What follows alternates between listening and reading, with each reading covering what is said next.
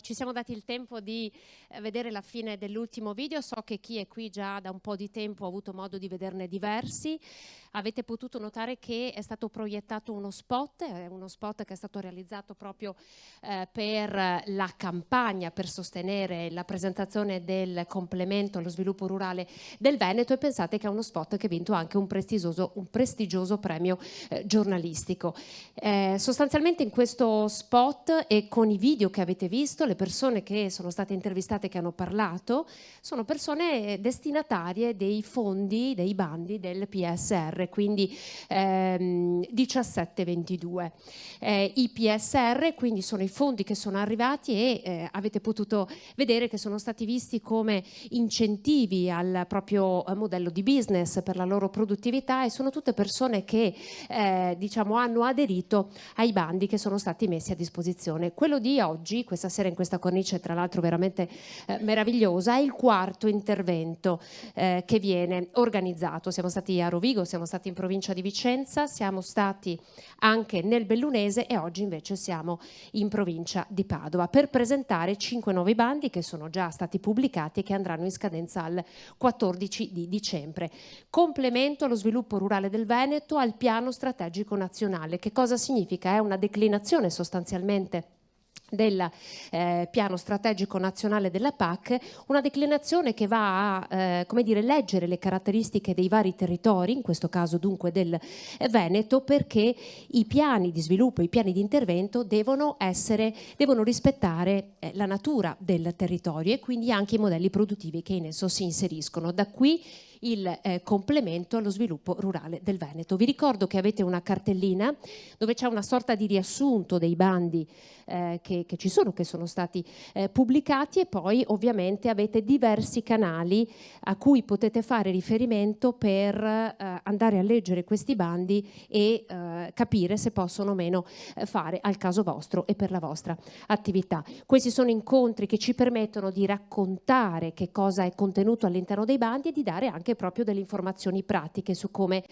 potervi partecipare. Alla fine di questa presentazione dei 5 bandi ci sarà anche un momento dedicato a voi in cui potrete fare delle domande ai relatori che saranno presenti qui con noi. Vi ricordo ancora che oltre alla cartellina è stato aperto anche un canale Telegram Veneto Rurale, e poi c'è ovviamente il sito internet, quindi davvero avete tutti i riferimenti per poter essere edotti in merito alle opportunità che arrivano dal piano strategico nazionale, in questo caso dal complemento allo sviluppo rurale del Veneto. Allora io intanto invito qui con me Franco Contarin, il dottor Franco Contarin, per i primi saluti istituzionali. Buonasera dottore. Quarto intervento, anche qui parliamo di sostenibilità, di clima, sono 5 nuovi bandi, sono particolarmente innovativi. Prego. No, dovrebbe essere attivato, altrimenti io le posso dare il mio gelato. Vediamo, dovrebbe essere attivato. Vuole? Facciamo questo passaggio, dai. Grazie. Buonasera a tutti.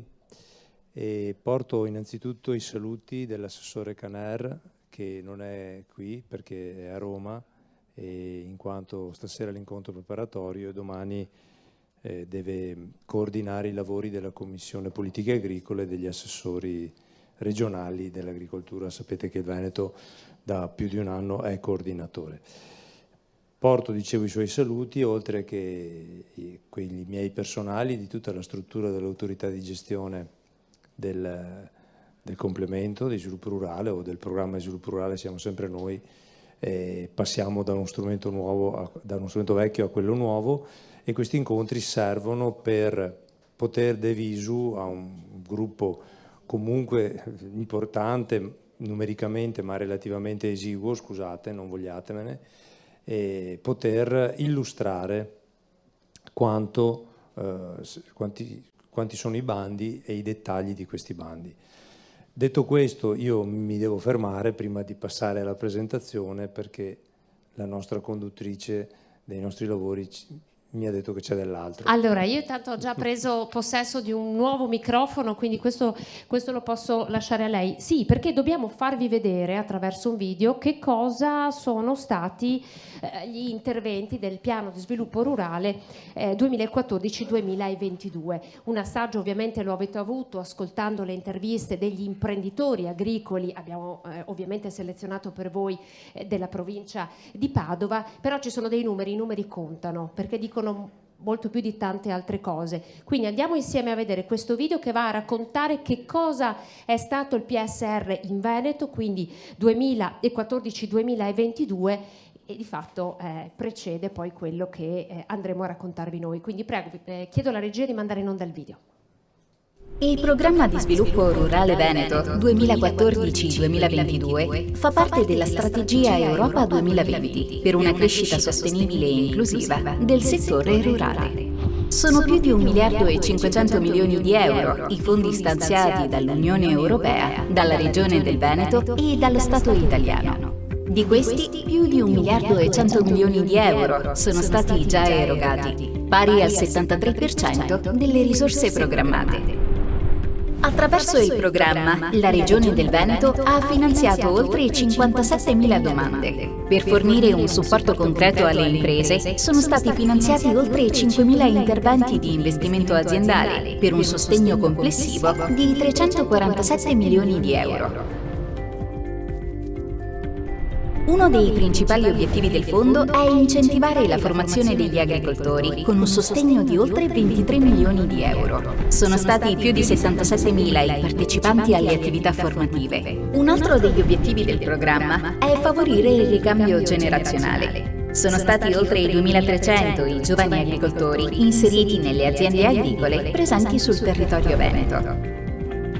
Per favorire la preservazione, la valorizzazione e il sostegno degli ecosistemi, sono stati erogati aiuti per 453 milioni di euro. Oltre 98.000 ettari di terreni sono stati gestiti con pratiche favorevoli alla biodiversità e al paesaggio, pari al 12,2% della SAU regionale. Ben 88.000 ettari sono stati oggetto di contratti di gestione che mirano a ridurre le emissioni di gas serra e ammoniaca, pari al 10,9% della SAU regionale.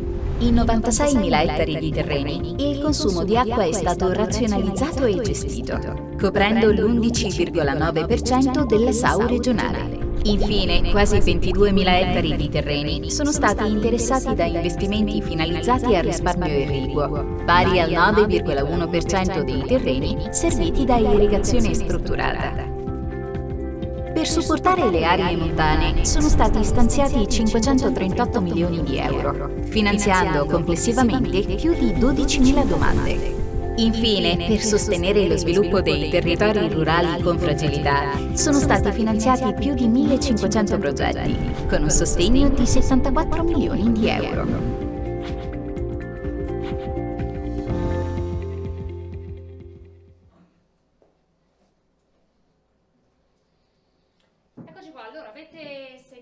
Avete visto i numeri, e sono numeri di cui potrete fare parte evidentemente anche voi con i nuovi bandi, i nuovi finanziamenti che vengono messi a disposizione. Allora io direi di partire con, e quindi invito nuovamente qui con noi il dottor Franco Contarin della direzione dell'autorità di gestione FESR, bonifica e irrigazione, per andare come dire a raccontare, no, questo passaggio dal PSR al CSR, questo passaggio, che cosa cambia, che cosa c'è a disposizione e come avete lavorato per poterlo ottenere. Grazie. Grazie a lei. Allora, i numeri che sono stati illustrati sono significativi perché in questo momento siamo in una fase particolare.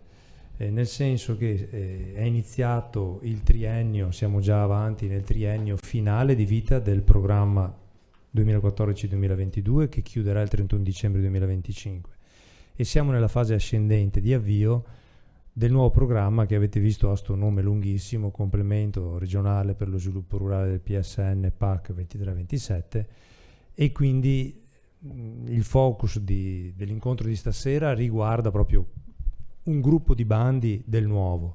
Però ci pare più utile richiamare anche alcune informazioni del vecchio laddove queste siano utili. Dei numeri che avete visto, che peraltro sono datati, risalgono a dicembre 2022, ad esempio sui pagamenti, lì in quel momento erano rendicontati 1.111 milioni di euro pagati ai beneficiari. In questo momento siamo già a 1.220 milioni di euro. In questi 9 mesi sono stati pagati ulteriori aiuti già concessi ai beneficiari. Vi dicevo, ci servono per capire la portata. Lo sappiamo anche noi che i numeri possono sembrare fuorvianti, sono tanti, e poi la domanda di ciascuno è: ma perché io non ci arrivo? Allora, i numeri sono importanti, le dotazioni finanziarie sono importanti, purtroppo rispetto alla dinamicità del Veneto, alla capacità del Veneto sono risicati, se vogliamo dire, però sono significativi, perché avete visto le domande finanziate comunque hanno superato le 50.000, stiamo parlando di 57.000 domande, e contiamo, le previsioni è di riuscire ad avvicinare in proporzione gli stessi numeri anche per il periodo 2023-2027. È un periodo particolare, io introduco sempre la presentazione dei bandi con questi richiami. È un periodo particolare perché? Perché per la prima volta nella storia degli ultimi anni abbiamo una sovrapposizione, da qui soprattutto al 2026-2027, con altri strumenti.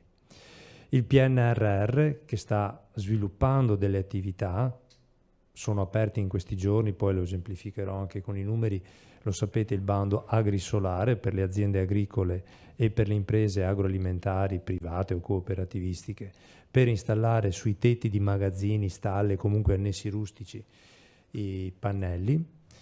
E sono, ad esempio, questa è un'iniziativa importante. Perché è importante tenerlo presente? Oppure pensate al bando ISMEA per le macchine innovative, o i bandi INAIL per i trattori con requisiti di sicurezza adeguati.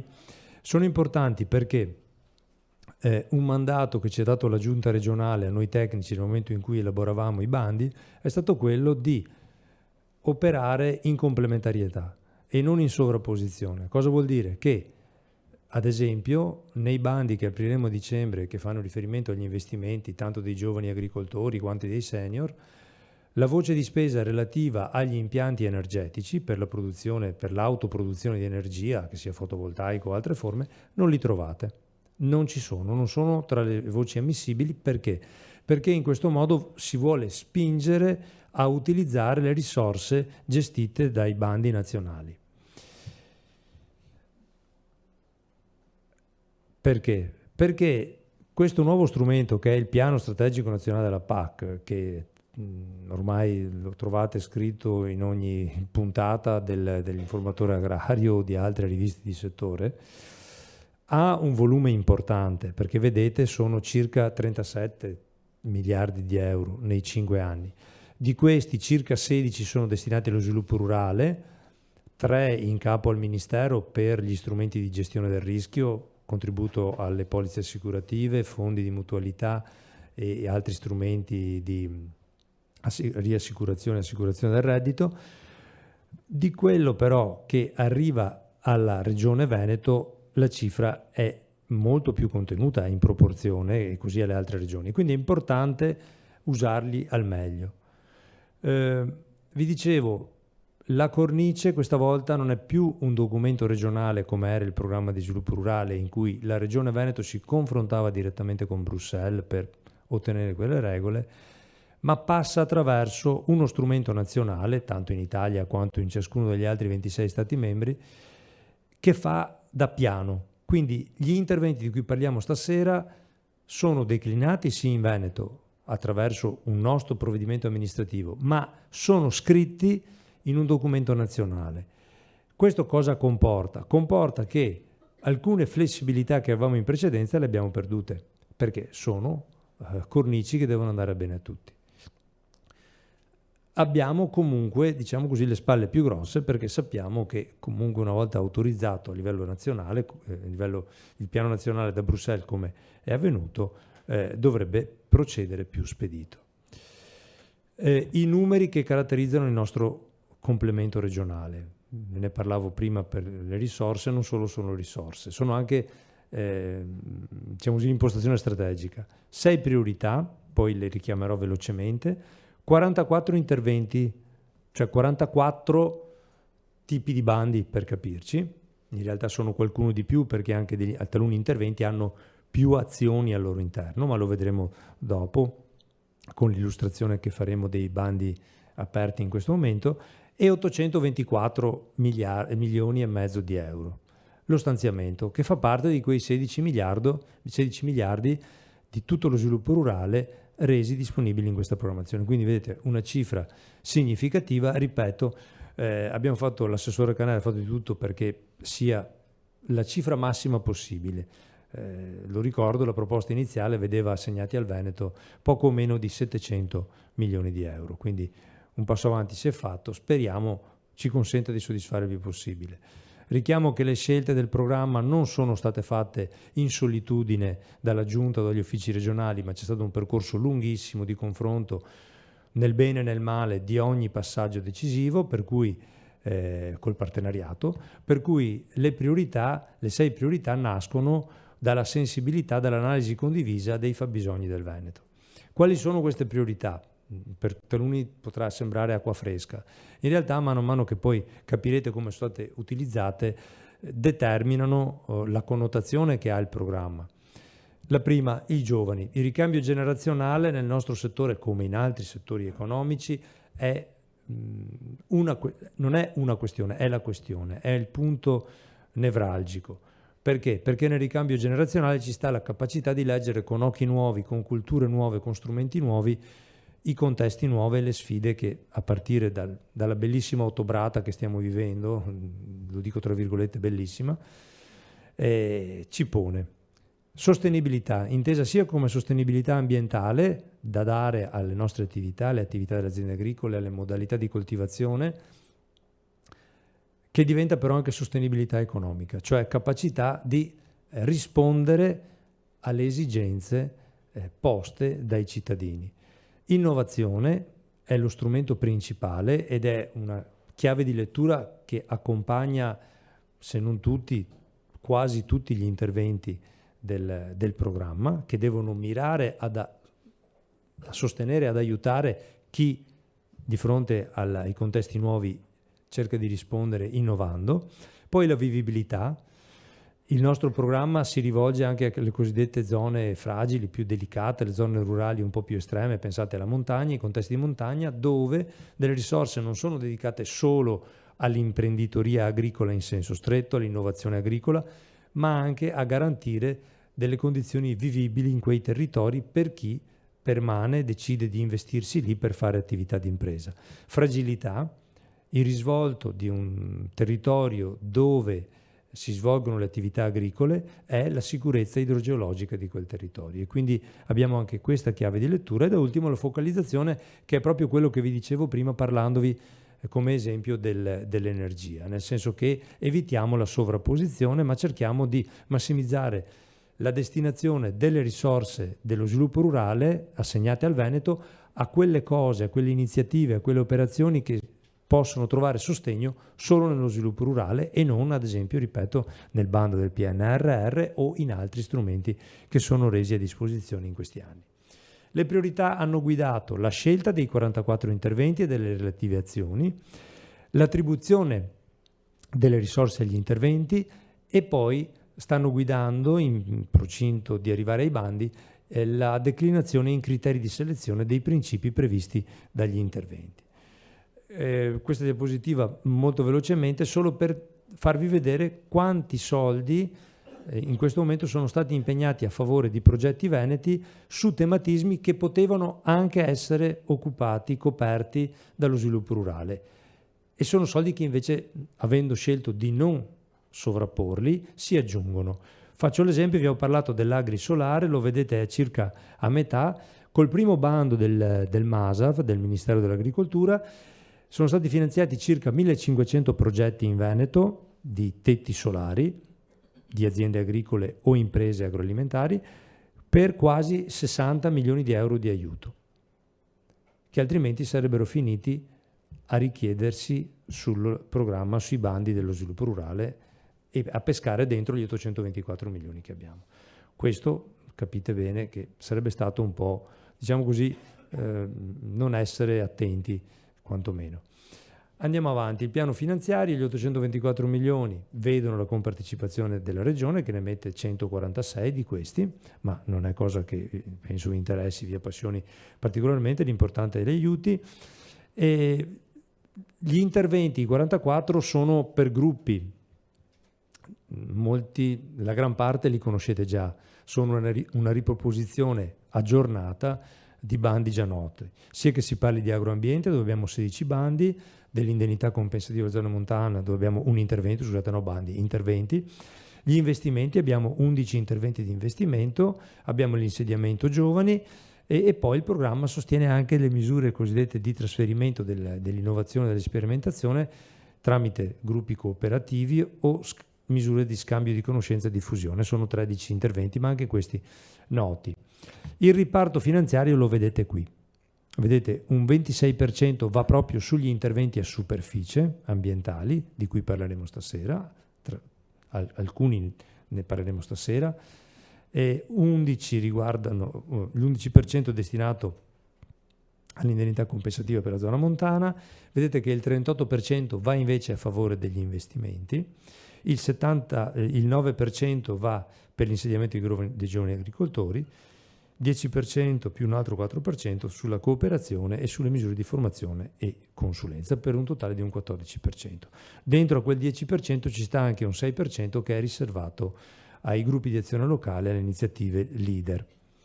I bandi, stasera presenteremo dei bandi che vengono proposti rispettando un calendario. Il calendario dei bandi è stato elaborato dalla Giunta regionale e approvato con una delibera a febbraio. È la delibera numero 120 che prospetta i bandi da qui sino al 2027. Chi fosse interessato l'acquisisce, in allegato c'è il calendario.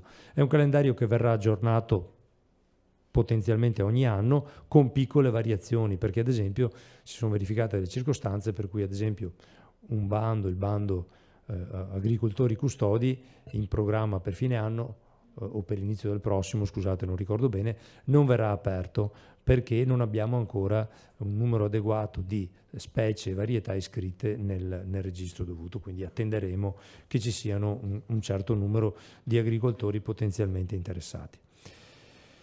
In questo momento il 2023, dicevo, è l'anno in cui sono partiti i nuovi bandi.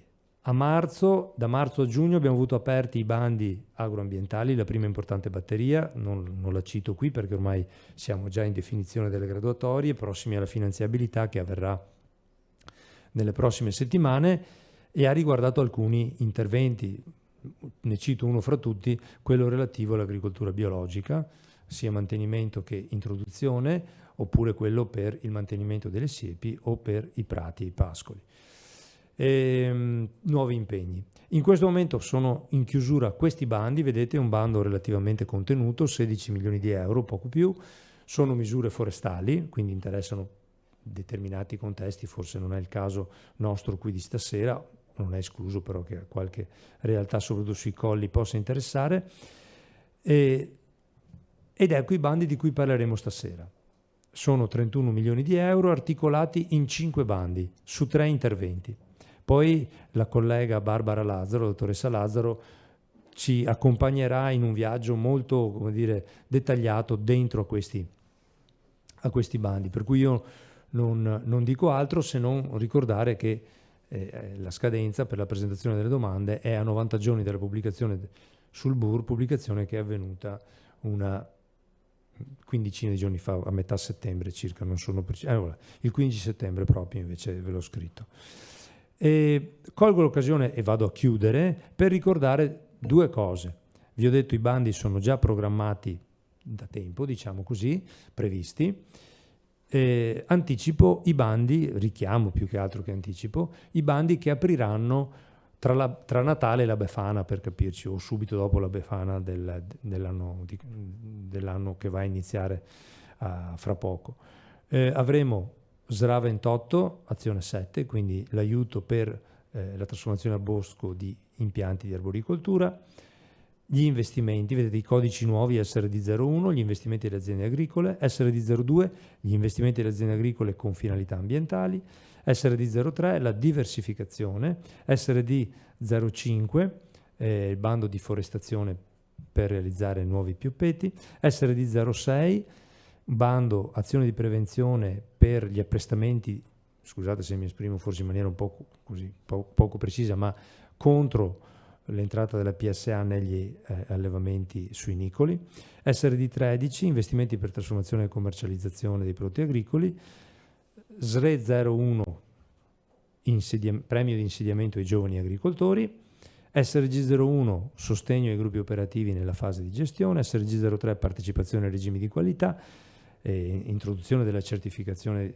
di DOP e IGP per la prima volta in aziende agricole, SRG07, cooperazione gruppi per le comunità del cibo, SRG07 filiere forestali, sempre SRG07 inclusione sociale e economica, sono gruppi questi qui di aziende agricole con altre entità del territorio per determinati specifici fini, poi abbiamo anche per la cooperazione forestale, poi abbiamo SRG09, cooperazione per azioni di supporto all'innovazione, questo riguarda attività realizzate con il supporto degli organismi di consulenza, degli enti formativi, e poi SRG010 è rivolta alle iniziative di promozione dei prodotti di qualità a marchio di indicazione geografica, quindi marchi riconosciuti a livello europeo, e riguardano in particolare i consorzi di tutela, anziché le cooperative, tutti coloro che hanno l'autorizzazione a utilizzare questi marchi. Finisco, già la nostra speaker ci aveva introdotto ricordando i punti di informazione, dove potete trovare informazioni rispetto a questi bandi e ogni altro aspetto della vita del programma. Trovate anche i documenti, gli indirizzi procedurali, vedete abbiamo le pagine del sito della Regione del Veneto e poi un sito dedicato, venetorurale.it, e poi i canali social più usati e frequenti. Io vi ringrazio dell'attenzione che ci dedicate in questo incontro, rimango a disposizione alla fine se ci sono domande, dubbi, chiarimenti, osservazioni, insieme, ripeto, alla dottoressa Lazzaro che invece entra nel merito dei bandi di cui si parla stasera. Grazie. Grazie al dottor Franco Cortarin della direzione dell'autorità di gestione FESR, bonifica e irrigazione. Guadagno un po' il centro di questo palco. Allora lo ringrazio anche perché appunto vi ha ridato i riferimenti. Avete tanti riferimenti per poter accedere a tutte le informazioni che vi stiamo dando questa sera. Innanzitutto il canale YouTube. Nel canale YouTube troverete il video con il riassunto, con i numeri dei soldi erogati attraverso i bandi PSR 2014-2022, quindi il video riassuntivo che avete visto prima lo potrete trovare, come potrete trovare anche i video introduttivi a questa giornata. Poi avete il sito internet venetorurale.it, dunque tutte le informazioni che avete appena sentito dal dottor Contarin le ritroverete, perché saranno pubblicate le slide e sarà anche pubblicata la registrazione di questo momento. Quindi davvero, se pensate di aver perso qualche passaggio, non c'è problema perché abbiamo registrato tutto. Poi, a costo di annoiarvi, vi ricordo che dentro la cartellina troverete questo. Questo è un QR code che avete a disposizione per poter partecipare a un questionario di gradimento che evidentemente serve anche a noi per migliorarci. Quindi vi chiedo davvero di aderirvi e partecipare. Adesso veniamo nel cuore di questi famosi bandi, 31 milioni, sono tanti soldi, 5 bandi, quindi partiamo con questo viaggio, come ha detto il dottor Contarin, con Barbara Lazzaro, direzione agroambiente, programmazione, gestione ittica e faunistico-venatoria.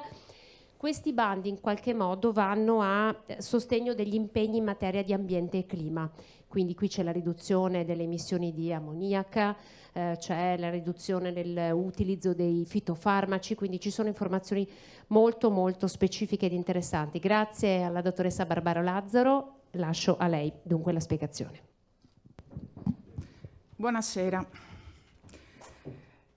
Stasera cominciamo a parlare di bandi agroambiente in un momento un po' strano dell'anno, giustamente, perché siamo in ottobre, però di norma di bandi agroambiente abbiamo sempre parlato all'inizio degli anni, tra gennaio, febbraio, marzo. Qual è il motivo di questa diversità?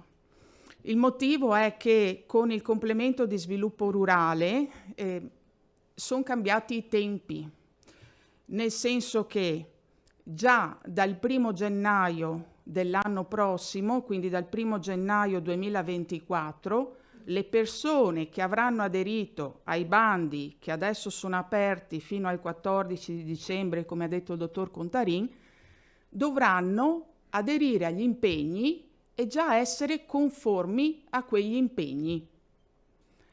È una cosa importante perché cambia la connotazione degli impegni agroambientali. Una volta la domanda la facevo al 15 di maggio e finché non sapevo dell'ammissibilità, della finanziabilità, vivevo un periodo incerto in cui facevo sì gli impegni ma non ero sicuro. Adesso invece mi devo conformare immediatamente con questi impegni già dal 1° di gennaio e dimostrare di farlo. Questa è la prima grande diversità rispetto a quello che era il passato.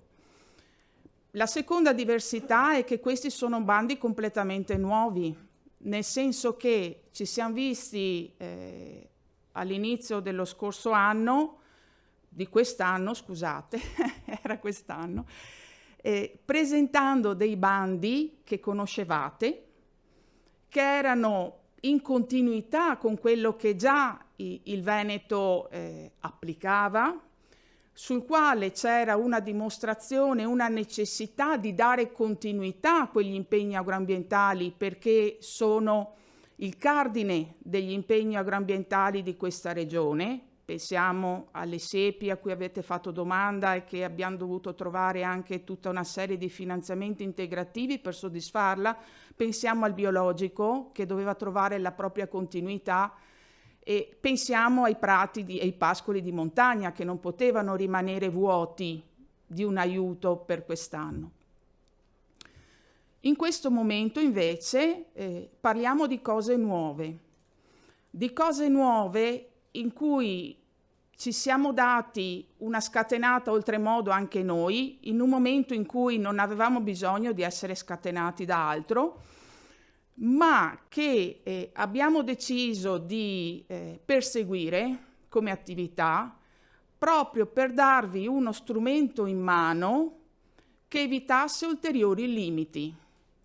Perché la scelta era o avviciniamo il territorio regionale a delle proposte virtuose che vanno oltre quella che è l'ordinarietà, oppure dobbiamo raggiungere quei livelli ancora più virtuosi con degli obblighi. Allora lì ci sono state tutta una serie di valutazioni e valutazioni che sono andate anche a vedere quali fossero gli strumenti che in quel momento avevamo in mano e con quegli strumenti abbiamo fatto delle scelte precise e mirate.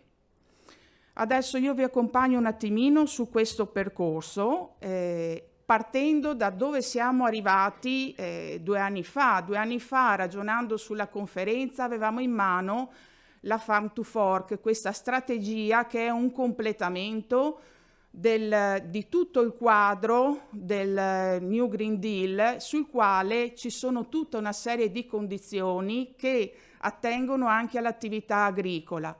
Che cosa c'era scritto qui dentro nei numeri della strategia? C'era scritto che una delle finalità che avevano gli Stati membri era quella di ridurre del 50% le perdite dei nutrienti. Perdite dei nutrienti che vuol dire perdite sia per percolazione profonda sia per ruscellamento superficiale.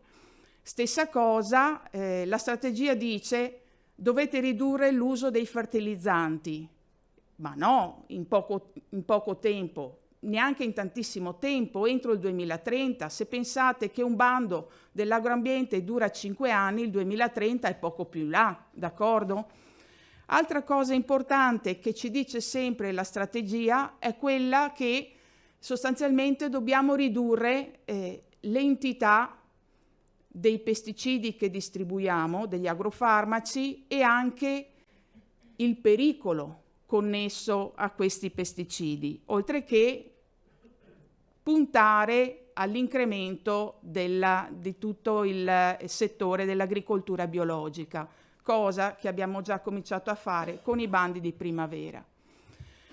Qual è il tema che pone la strategia Farm to Fork? Sostanzialmente ci dice che dobbiamo ridurre i fertilizzanti sia con riferimento al contenuto di azoto sia con il riferimento al fosforo, ma non ci dice di ridurli per il semplice fatto che vanno in acqua, anche per il fatto e soprattutto per l'azoto che è fonte origine di denitrificazione e quindi l'azoto che distribuiamo sia di origine zootecnica sia di origine commerciale sulle nostre coltivazioni è origine del 10,3% dei gas a effetto serra a livello UE. E questo è un dato UE, perché il dato Veneto e del bacino padano è anche peggio e ci arriviamo dopo.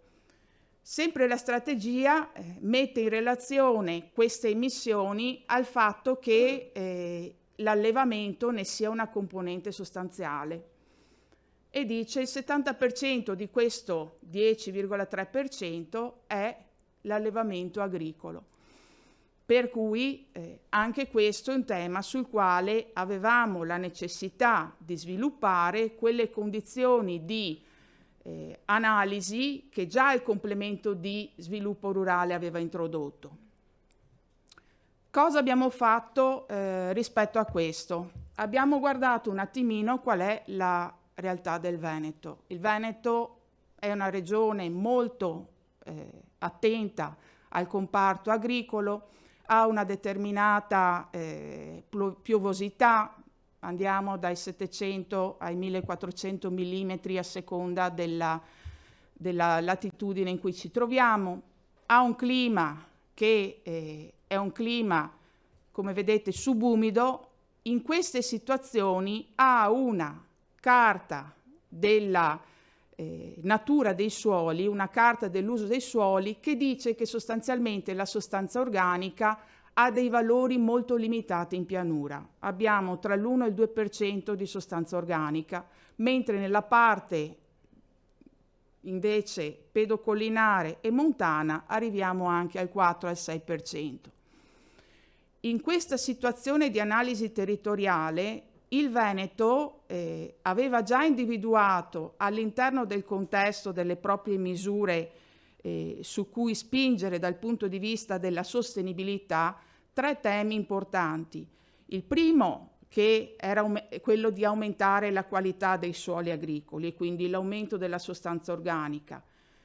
Un secondo che era quello di aumentare invece la qualità delle acque, sia dal punto di vista delle acque sotterranee sia dal punto di vista delle acque superficiali. Un terzo che era quello della riduzione dei gas serra. Sulla riduzione dei gas serra abbiamo già lavorato e stiamo lavorando da tempo, soprattutto con i bandi investimento e con gli aiuti che sono già stati dati agli agricoltori sia riferiti alle attrezzature che alle strutture con i precedenti bandi dello sviluppo rurale. Non abbiamo mai lavorato in termini di misure a superficie, d'accordo? Ecco perché c'è anche la necessità di intervenire in questo senso, perché l'anno scorso sostanzialmente sono arrivate al Veneto nuove sberle, chiamiamole così, dalla Commissione europea, sia dal punto di vista della direttiva nitrati, sia dal punto di vista della condanna aria PM10. Per quanto riguarda la condanna aria, l'agricoltura, per quanto non lo percepisca, è uno dei fattori importanti che determina il cumulo delle emissioni del Veneto. Perché? Perché all'agricoltura, come vedete, è attribuito un 23% delle emissioni di PM10, questo è il dato Veneto, rispetto alle emissioni residenziali che sono il 32%, rispetto al trasporto su strada che è il 21%. Con che cosa ci contribuiamo? Con tutte le perdite di ammoniaca per il 98% di quel complessivo lì dell'agricoltura. E da cosa originano le perdite di ammoniaca lo dice il Programma Nazionale per il Controllo dell'Inquinamento Atmosferico, che ci dice che sostanzialmente sono dovute per il 39% dagli allevamenti, per il 36% dagli stoccaggi degli effluenti e per il 25% dalle attività di spandimento agronomico. Con due delle misure, le prime due su cui andiamo a lavorare con questi bandi, che sono le H4 e l'H13, andiamo ad agire rispetto alle emissioni di gas serra sulle attività di spandimento agronomico degli effluenti. La chiave di Trade Union è questa. E come facciamo e perché lo facciamo? Abbiamo già detto che abbiamo una condanna a aria aperta che chiede al Veneto di misurare quali sono gli sforzi che sta facendo per ridurre le emissioni. A noi chiedono ridurre le emissioni del comparto agricolo, d'accordo? E zootecnico. C'è la direttiva nitrati che conoscete tutti, che anche dal suo punto di vista ha chiesto ulteriori sforzi a febbraio al programma d'azione nitrati del Veneto. Che cosa è stato fatto? Ci siamo incardinati in 2 delibere che già c'erano. Queste delibere sono una del 2021 che è sorella di tutte le altre delibere che hanno fatto Regione Lombardia, Regione Piemonte e Regione Emilia-Romagna, che come noi sono all'interno del contesto della condanna aria, e ci siamo inseriti in una serie di azioni propositive da andare a rendicontare alla Commissione europea lì. Invece, per quanto riguarda direttiva nitrati, le misure H4 e H13 concorreranno a dare risposta alla Commissione come azioni rafforzative in zona vulnerabile ai nitrati. Ecco che capite già da qua che questi 2 bandi non aprono dappertutto sul territorio del Veneto, ma aprono in una zona particolare, le zone vulnerabili ai nitrati. Non ci addentriamo in quello che è il contesto esterno, ma ci collochiamo come area di azione espressamente in zona vulnerabile ai nitrati. Perché nei bandi che facciamo mettiamo una condizione stretta, che è quella dell'interramento degli effluenti del letame palabile o del separato di letame palabile. Perché? Perché la contestazione che ci è arrivata dalla Commissione europea. La Commissione europea dice: a me non piace che tu, Veneto, dia un giorno di tempo per interrare i letami susseminativi. Non esiste. Questo documento qua, che è un documento mondiale, che è il documento UNECE 2022, se scrivete UNECE 2022 lo trovate dentro a internet, lo potete scaricare, è libero. Questo signor documento qui, a pagina 103, vi dice che l'interramento è per i letami, per le sostanze zootecniche, la migliore tecnica da dover perseguire. La Commissione europea su questo ci ha dato un bel sacchetton, diria mia nonna, e dice: tu, caro Veneto, non sei in linea. Se non rispondi in questi termini, io ti deferisco a sentenza della Corte di Giustizia. Andare a sentenza della Corte di Giustizia vuol dire pagare una montagna di soldi di infrazione e di sanzione. E il primo salvadanaio che si vanno a pigliare è quello degli aiuti comunitari. Quindi è ben chiaro che dobbiamo dimostrare tutti gli sforzi, anche quelli più antipatici, per soddisfare queste condizioni. Com'è che la delibera 837 di luglio ha dato risposta alla Commissione europea di come affronterà il problema dell'interramento delle sostanze organiche palabili su seminativi, perché questo è uno dei 6 elementi su cui ci hanno puntato il dito, ma è quello su cui abbiamo dato anche una scadenza di impegni di parte regionale.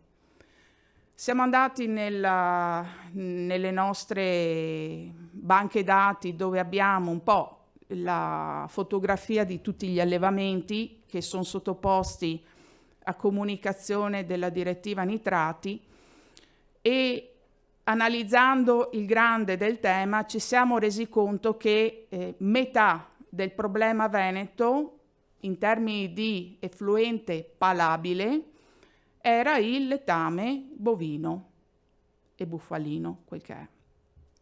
E allora, facendo una analisi di questo contesto, abbiamo anche pensato che quel livello lì era quello su cui facevamo lo sforzo di azione. Per l'interramento del letame palabile bovino e bufalino attiviamo queste 2 misure dello sviluppo rurale, l'H4 e l'H13, dal 1 gennaio 2024. Per il letame avicolo, per il digestato agrozootecnico e agroindustriale e per il comparto suinicolo, l'obbligo entrerà al 1 gennaio 2025, 26 e 27 senza aiuti. Obbligo e basta. Come ha detto prima il dottor Contarin, per le attrezzature che sono utili a ridurre le emissioni, la distribuzione delle emissioni in aria quando adoperiamo gli effluenti zootecnici, ci sono i bandi in corso con le risorse dello sviluppo rurale e anche dei residui di risorse che abbiamo avuto dal Ministero dell'Ambiente. In sostanza, quindi, i primi 2 bandi che andremo a vedere trattano il tema dell'interramento in zona vulnerabile della sostanza organica palabile, bovina e bufalina. Gli altri 3 bandi, che apriranno sempre con impegni degli agricoltori dal 1 gennaio 2024, riguardano invece la riduzione dei fitofarmaci, e su quello ci approcciamo dopo.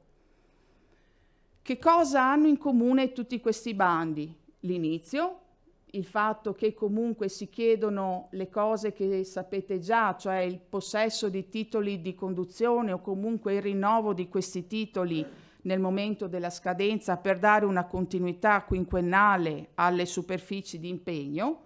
Sono soggetti alla condizionalità sociale come gli altri bandi. Non si possono usare i fanghi in agricoltura e nemmeno gli amendanti compostati contenenti queste sostanze. Oh, che bello. Scusate.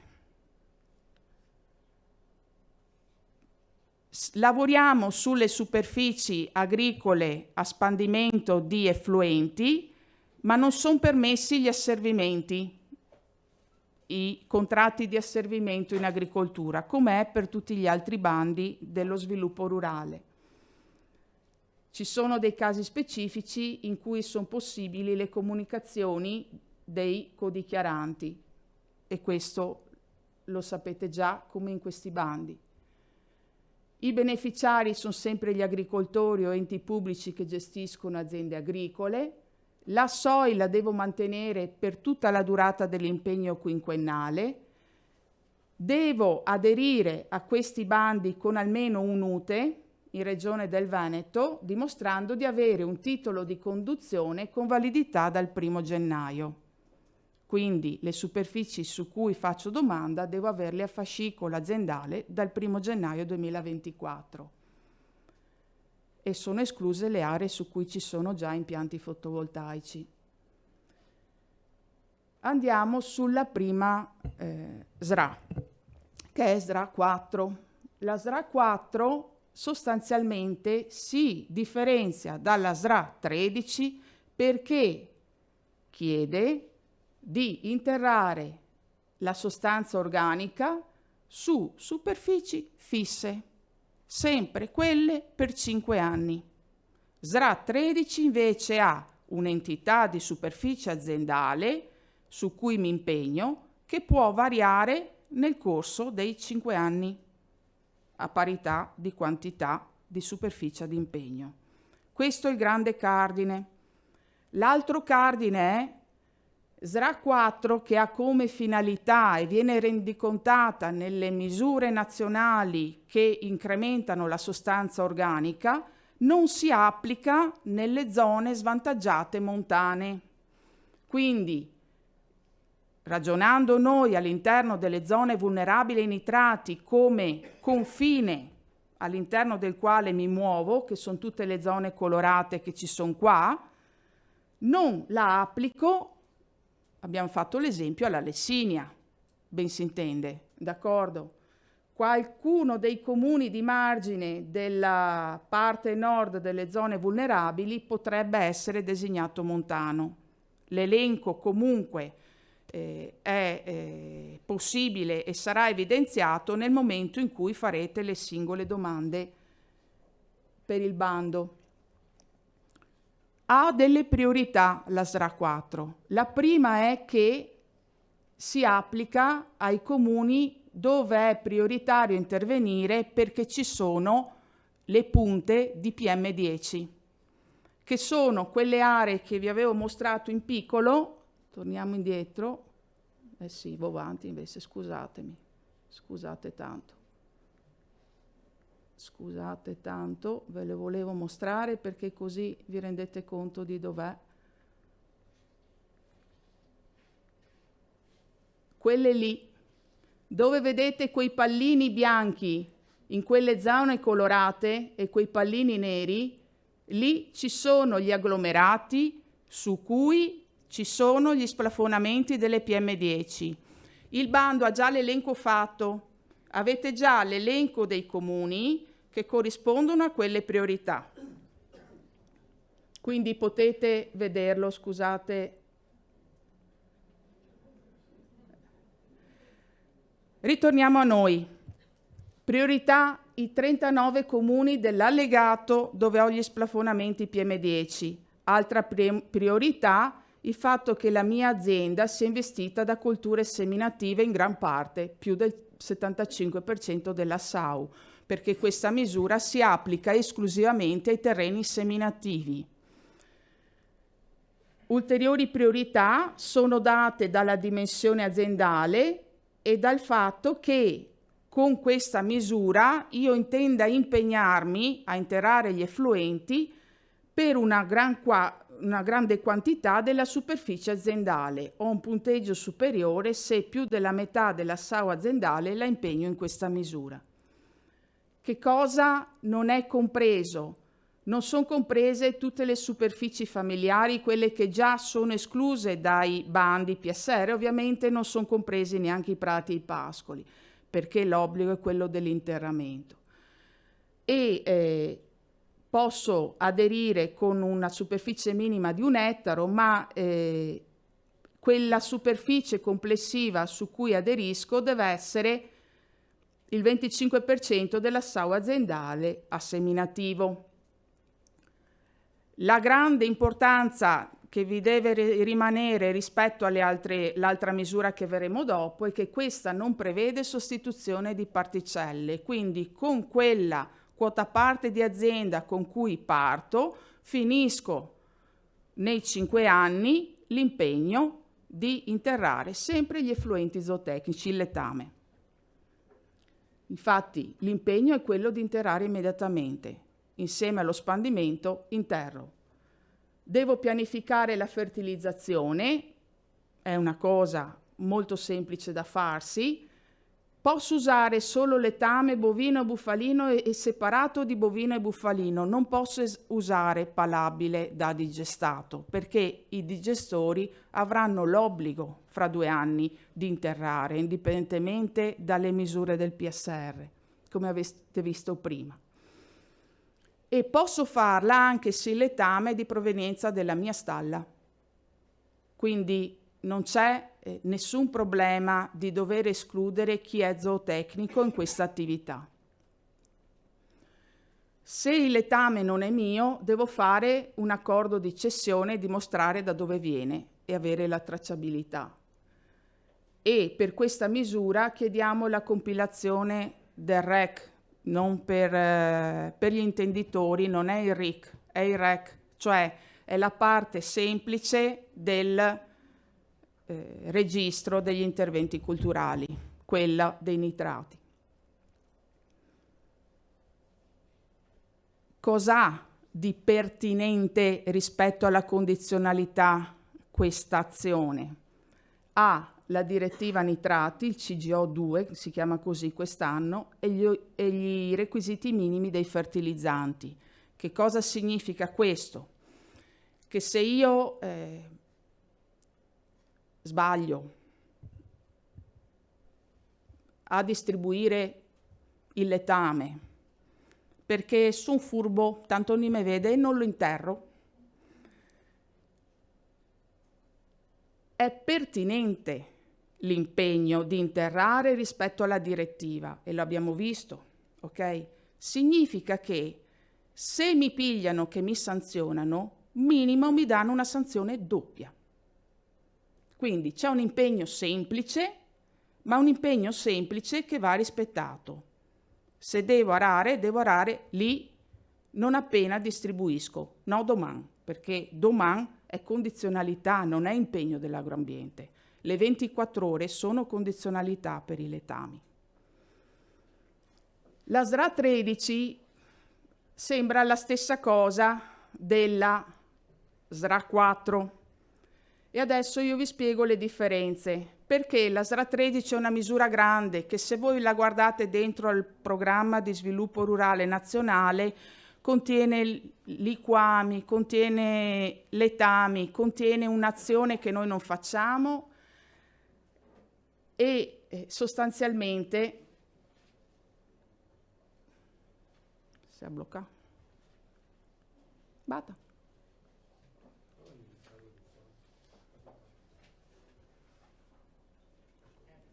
Sostanzialmente noi una parte di questa azione non la facciamo, facciamo solo la parte della distribuzione dei letami. Questo perché? Per dare completamento. Oh, scusate. Gesù, bambino. Mi scuso, mi è sfuggito. Eccolo qua.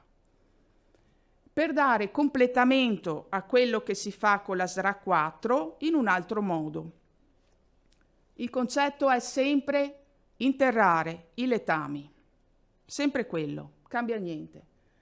Ma in questo caso posso andare in tutte le ZVN completamente. Non sono limitato alla montagna svantaggiata. Posso andare in tutte le ZVN dove ho seminativi. Ho un pagamento più piccolo, di là erano 150, qui sono 80 euro a seminativo, ma ho una possibilità in più, che è quella di spostare le superfici della soia a impegno. Per chi ne ha dimestichezza è quello che accade con la misura 10.1.2 del PSR. Le superfici possono spostarsi all'interno dell'azienda agricola. Rispetto a quello che abbiamo visto prima, qui ci sono le condizioni di prima più altre due. Se il letame è di provenienza aziendale, ho più punti e questo non ce l'ho nell'H4, in quella fissa. E in più, se sono vicino a una rete corpi idrici WISE, ho più punti. Quindi, quelli che sanno che hanno l'obbligo della fascia erbacea di rispetto per la condizionalità sono quelli che sicuramente hanno vicino una rete WISE e quindi sanno già che a casa loro possono avere questi punti in più. Come quella di prima prevede il 25% della SAU aziendale a seminativo come SOI complessiva da impegnare, come quella di prima le superfici sono a seminativo, ma diverso da quella di prima è che non è vincolato a pezzamenti fissi, qui si gira. Quindi ho anche più libertà di gestione, piglio un pagamento più piccolo, però ho maggiore libertà di gestione delle superfici su cui operare. Altra cosa, rispetto a quella di prima, abbiamo detto può farla l'azienda agricola che produce il letame, ma anche quella che se lo fa dare da un'altra azienda agricola e lo traccia, c'è il divieto di uso di fosforo di sintesi chimica sulla soia impegno. Questa è la differenza con la misura di prima.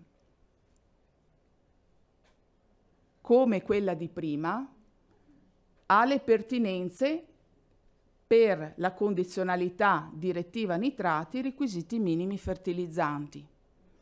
Quindi il rispetto di quei criteri che sono alla base della direttiva nitrati è necessario dimostrarlo. Siamo in zona vulnerabile, quindi ce li avete tutti quei criteri perché il bando apre là.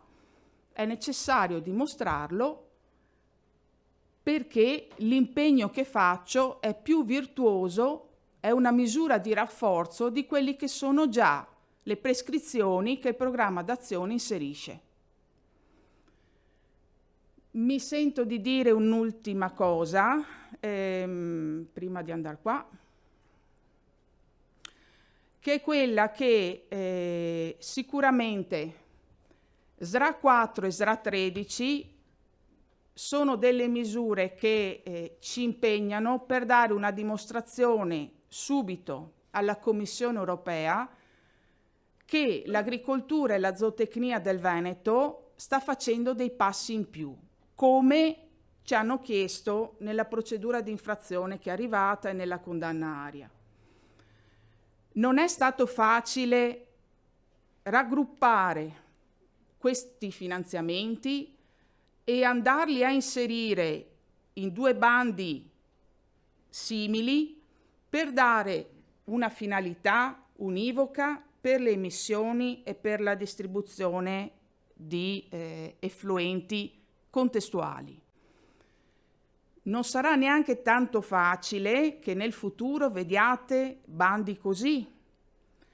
È un accompagnamento che si vuole dare alla quasi metà del settore zootecnico regionale, quello che produce gli effluenti palabili bovini, perché andare a calare dei divieti immediati lo riteniamo anche controproducente. Bisogna imparare a gestire le cose. Se si possono imparare a gestire accompagnandole, perché abbiamo ben chiaro che dal prossimo anno cominceranno gli obblighi e quindi i trattori dovranno trovarsi entrambi in postazione quando si fanno questi lavori in campo, e cambia completamente la gestione della distribuzione agronomica palabile, perché parlare di interrare con un interratore di un liquame, il trattore ne serve sempre uno e basta, volendo. Interrare il letame comporta una organizzazione cantieristica che soprattutto per le aziende di minor dimensione può essere complessa, perché li devo trovare i contoterzisti che mi affiancano se io di trattore ne ho uno, d'accordo? Quindi questa misura qua ha proprio lo scopo di esservi di accompagnamento. Dico anche che non ha tante scelte, o la si prende o la si lascia, però domani ci si arrangia. È chiaro, perché come avete visto è già predisposto a scaloni l'ingresso di tutte le altre specie zootecniche e dei digestati a un obbligo che già è stato definito e inviato alla Commissione europea. Detto questo, passiamo ai fitofarmaci. Per i fitofarmaci purtroppo noi siamo tra i più bravi compratori di fitofarmaci d'Italia. Se vedete sull'angolino lì, gli istogrammi in rosso dal 2014 al 2020 sono le vendite nazionali. Quegli altri lì, azzurri e verdi, sono le vendite in Veneto. Non vi vengo a mostrare tutto il resto, ma vi fa capire che siamo in pole position su questa questione qua, lo siamo da un po' di anni. Ma diversamente da qualche anno fa sta succedendo quello lì non l'ho fatto io, quella lì è una delibera dell'autorità di bacino Alto Adriatico e quei puntini gialli e quei puntini rossi e blu che vedete lì sono superi di sostanze attive utilizzate in agricoltura che si trovano sulle acque sotterranee. Fino ad adesso queste situazioni qui, anche se le vendite erano tante, non erano espresse, non si rilevavano, d'accordo? Purtroppo da alcuni anni, da 3 anni, cominciano a verificarsi queste situazioni. È ben chiaro che anche in questo caso, come nel caso dei letami, è necessario orientare dei comportamenti più virtuosi. Io non ve l'ho portata, ma tanto su quella di quest'anno ci sono i buchi anche di qua, non stai a pensare che Verona è più bella. I buchi, i puntini ci sono. E ci sono anche, se noi qui mettessimo sopra i fiumi, ci sono anche in tutti i campionamenti delle acque superficiali del Veneto. Per cui vanno fatte delle azioni di rimedio. Quando abbiamo pensato a queste misure, queste conoscenze un po' le avevamo.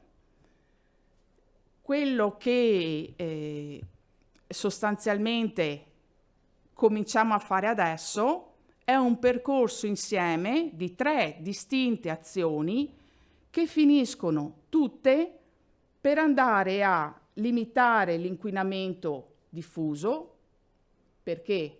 Perché chiaramente con la deriva io un po' di prodotto lo faccio cadere anche fuori bersaglio.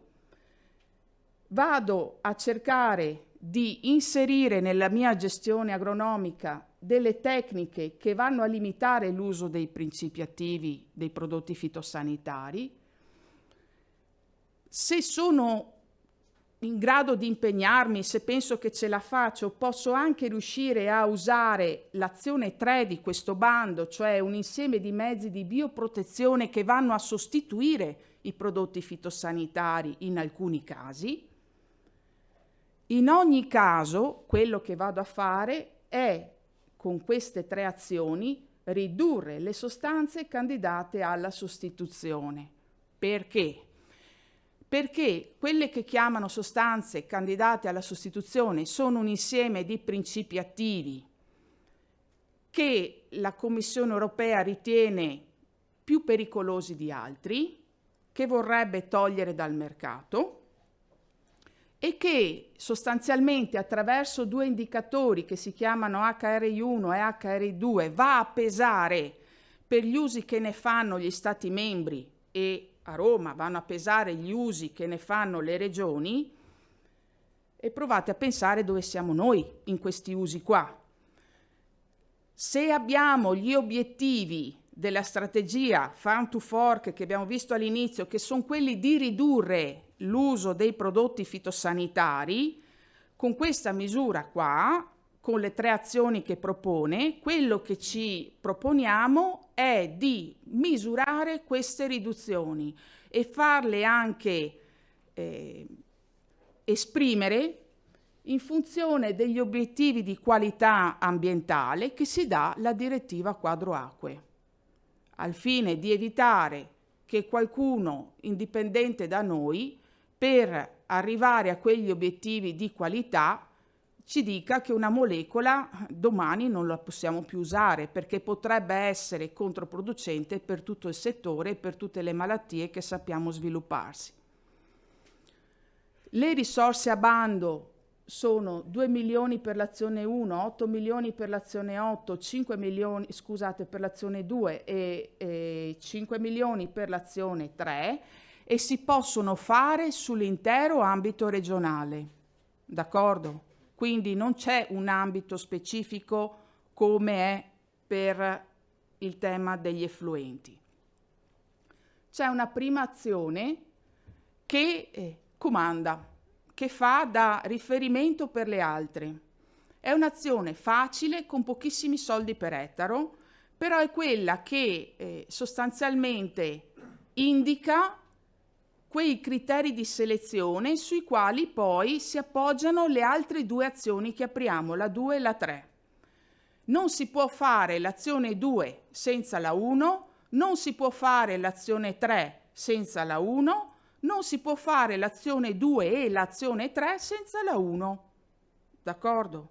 Quindi l'1 comanda, è relativa a macchine e attrezzature, in che richiede specifici impegni per la taratura delle attrezzature di distribuzione, e i criteri di selezione che abbiamo detto la misura si può fare su tutto il Veneto prevedono sostanzialmente come ambito importante la zona di ricarica degli acquiferi, che è quella che avete visto prima, i 100 comuni a zona di ricarica, perché lì le abbiamo trovate queste sostanze sotto. Secondo criterio di priorità è l'estensione dell'azienda agricola.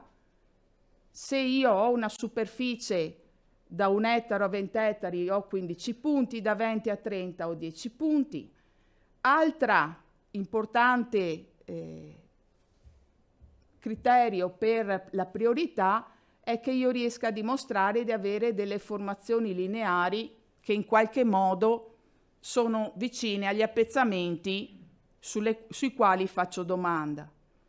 Ulteriori priorità sono date agli ordinamenti produttivi delle aziende, a seconda che siano seminativi, ortofloricoli o a colture permanenti specializzate, e un ultimo criterio di priorità da 25 punti è dato dalla dimostrazione da parte delle aziende di aderire a sistemi di qualità o anche all'agricoltura biologica, perché ci possono essere delle aziende che non hanno aderito a questi bandi che finora abbiamo fatto e presentato.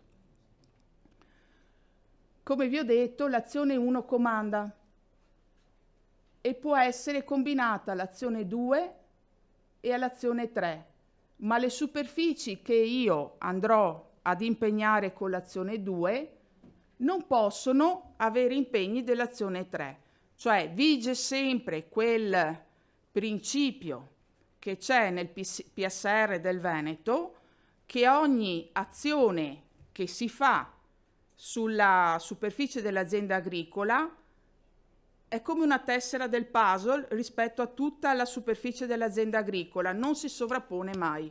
Le azioni del PSR non si sovrappongono mai. È importante dire anche questo, che l'intervento non è vincolato a appezzamenti fissi, per cui se aderisco con dei seminativi e li ruoto all'interno della dimensione aziendale che posseggo, posso farlo aderendo a questa misura. Quali sono gli impegni specifici di quell'azione 1 che è quella relativa alle attrezzature? Sostanzialmente quella di dare una regolazione alle attrezzature almeno due volte entro i 5 anni di impegno, e la prima regolazione va fatta entro i 6 mesi dall'impegno, quindi dal 1 gennaio 2024 al 30 giugno 2024.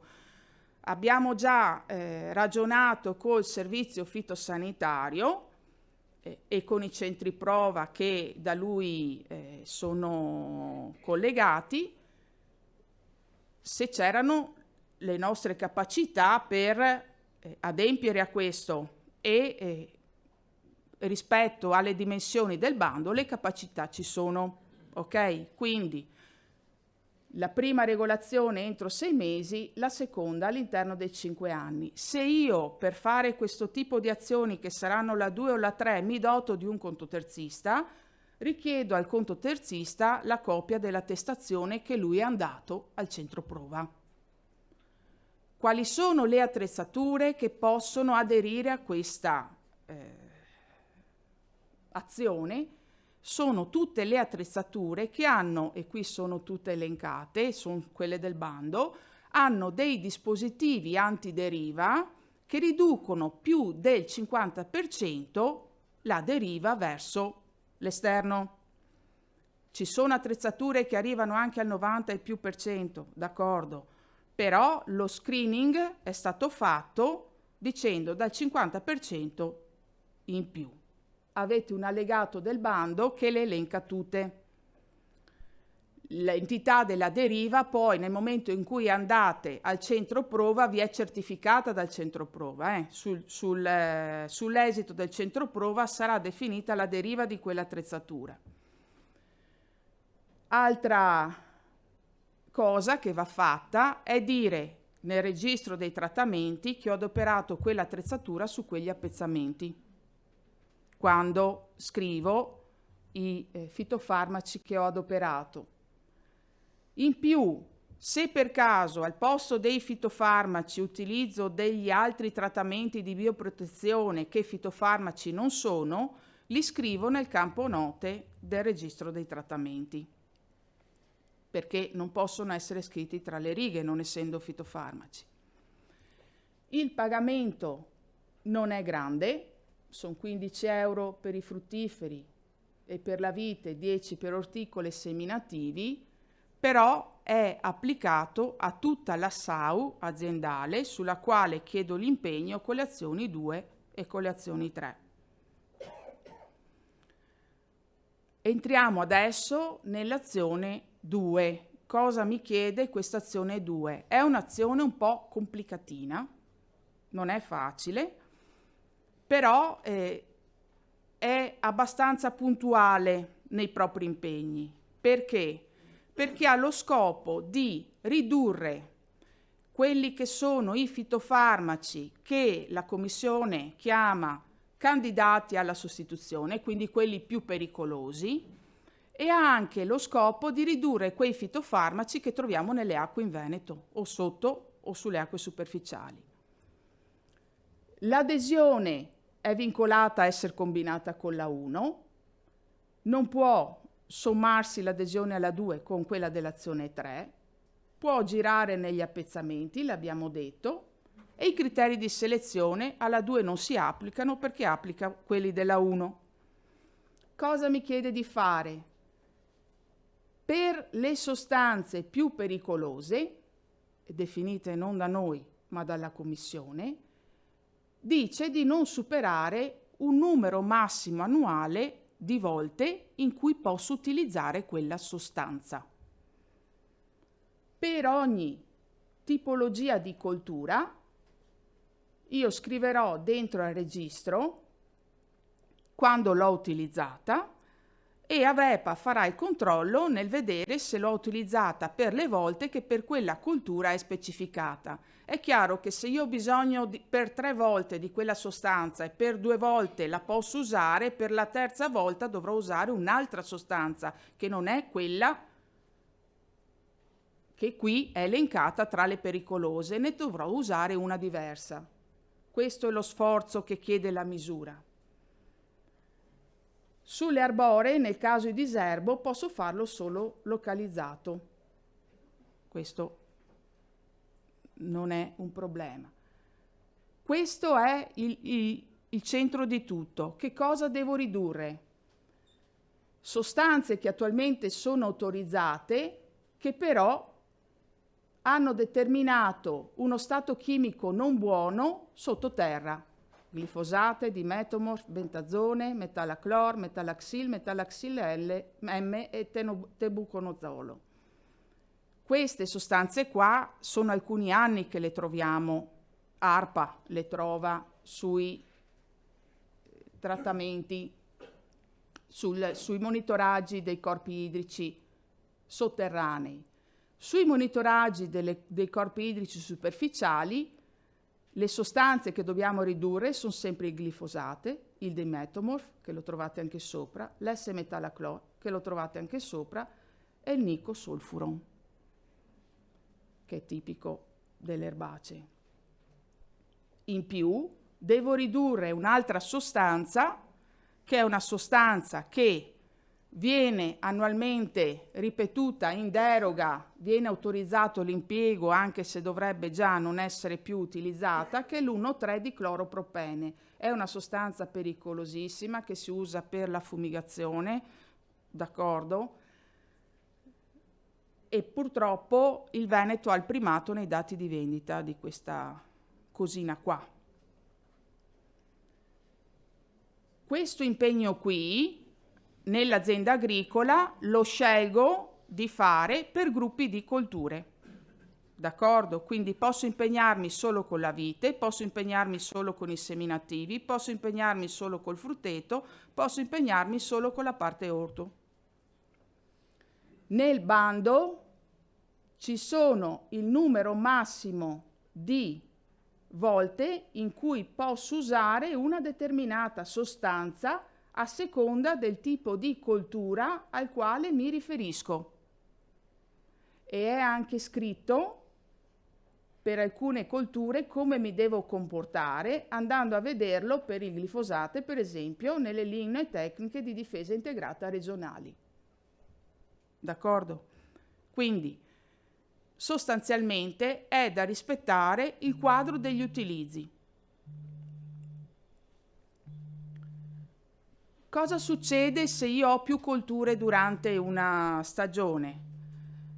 Se io ho più colture, non è che per le altre posso decidere di fare quello che voglio. Devo usare sempre gli stessi criteri e limitare sempre le stesse sostanze.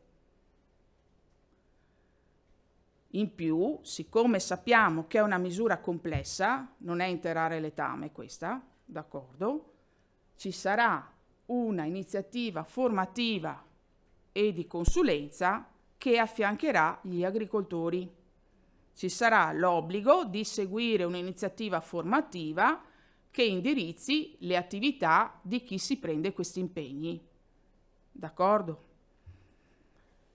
I soldi del bando sono importanti perché nei fruttiferi e nella vite sono 250 e 240 euro per ettaro, nei fruttiferi minori 80, nelle orticole 200, nelle erbacee 68.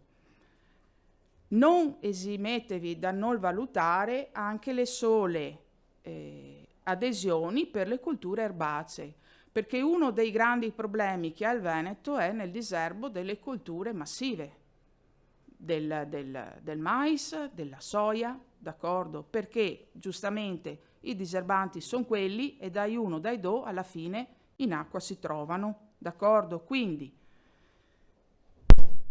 valutate l'adesione, la possibilità di adesione anche per le colture seminative.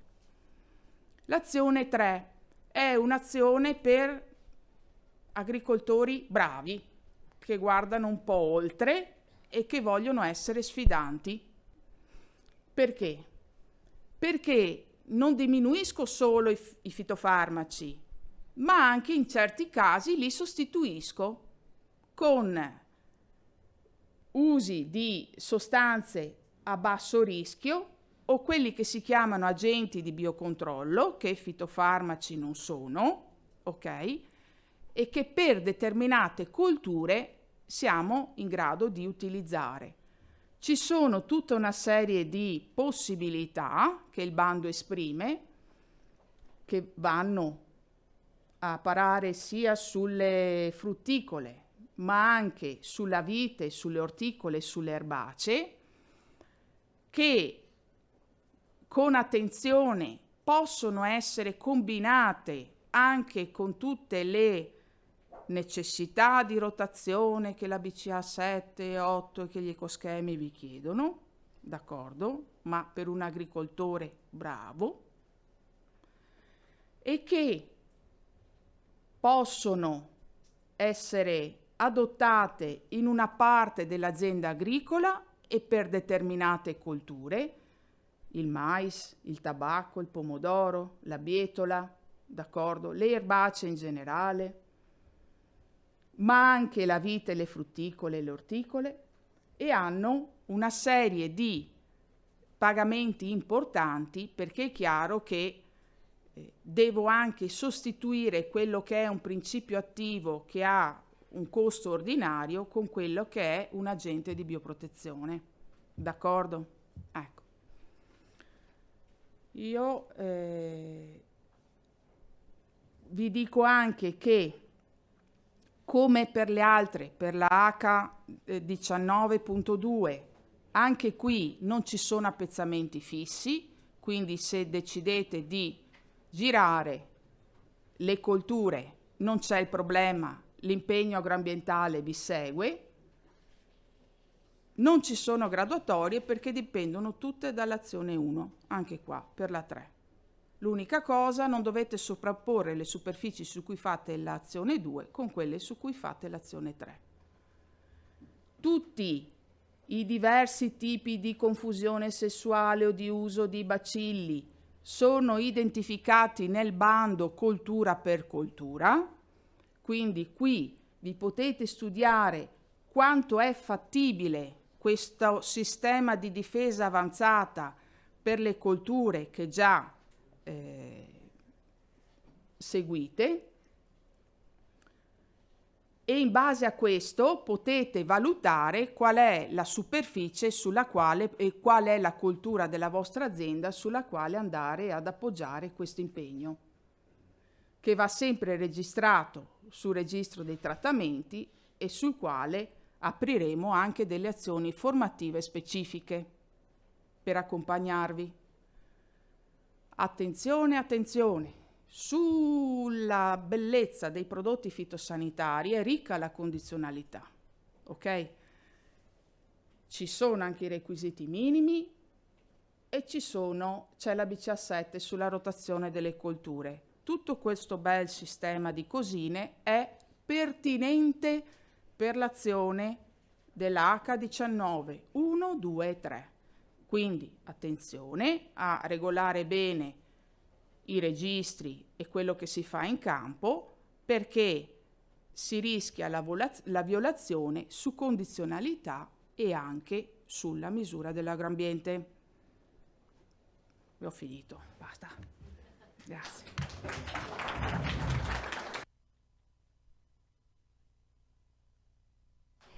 Allora, grazie davvero alla dottoressa Barbara Lazzaro della Direzione Agroambiente, un intervento corposo, ma insomma non ho sentito volare una mosca, nel senso che davvero sono state date tante informazioni utili, importanti, perché ci sono degli obiettivi che ci pone l'Europa e ci sono delle misure e in qualche modo in questo contesto davvero come produttori agricoli avete una responsabilità, e poter scegliere di aderire a bandi di questo tipo significa anche scegliere di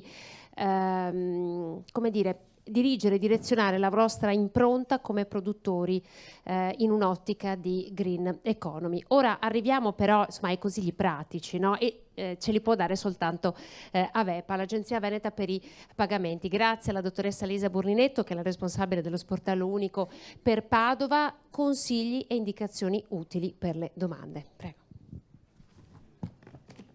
Mi sentite? Sì, benissimo.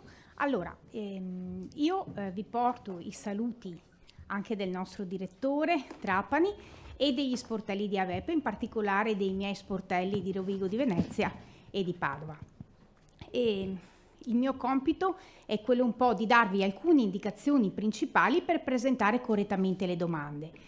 Ascoltando anche gli interventi precedenti, raccolgo un po' lo scossone che ci ha dato la dottoressa Lazzaro, legato alla Corte di Giustizia e agli obblighi che comunque ci troveremo negli anni, per raccogliere queste indicazioni che è importante, secondo me, che presentiate correttamente le domande e poi che le domande stesse riescano quindi a superare tutte le istruttorie di ammissibilità, in in modo che poi possano, diciamo, tranquillamente vincere i migliori in base ai criteri di priorità e in base ai fondi che sono messi a disposizione. Primo aspetto importante è che questa non è la classica domanda degli impegni agroclimatici e ambientali di aiuto e pagamento. Ci sono più step per raccogliere le premialità. Allora, attualmente dovete presentare una domanda iniziale di aiuto entro la metà di dicembre e successivamente per tutte e 5 le annualità di impegno deve essere presentata una domanda annuale di conferma e di pagamento.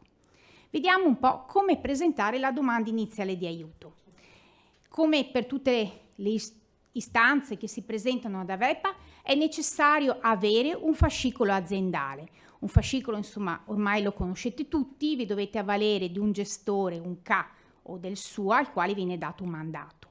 La cosa importante, essendo interventi che implicano superfici oggetto di impegno e che hanno, diciamo, l'impegno quinquennale che dura per gli anni solari dal 1 di gennaio dell'anno solare 2024 fino al 31/12 del 2028, è necessario che il fascicolo aziendale, in particolare per le superfici, titoli di conduzione e il piano culturale, sia aggiornato alla data di riferimento dell'avvio di questo impegno e quindi del 1 gennaio 2024.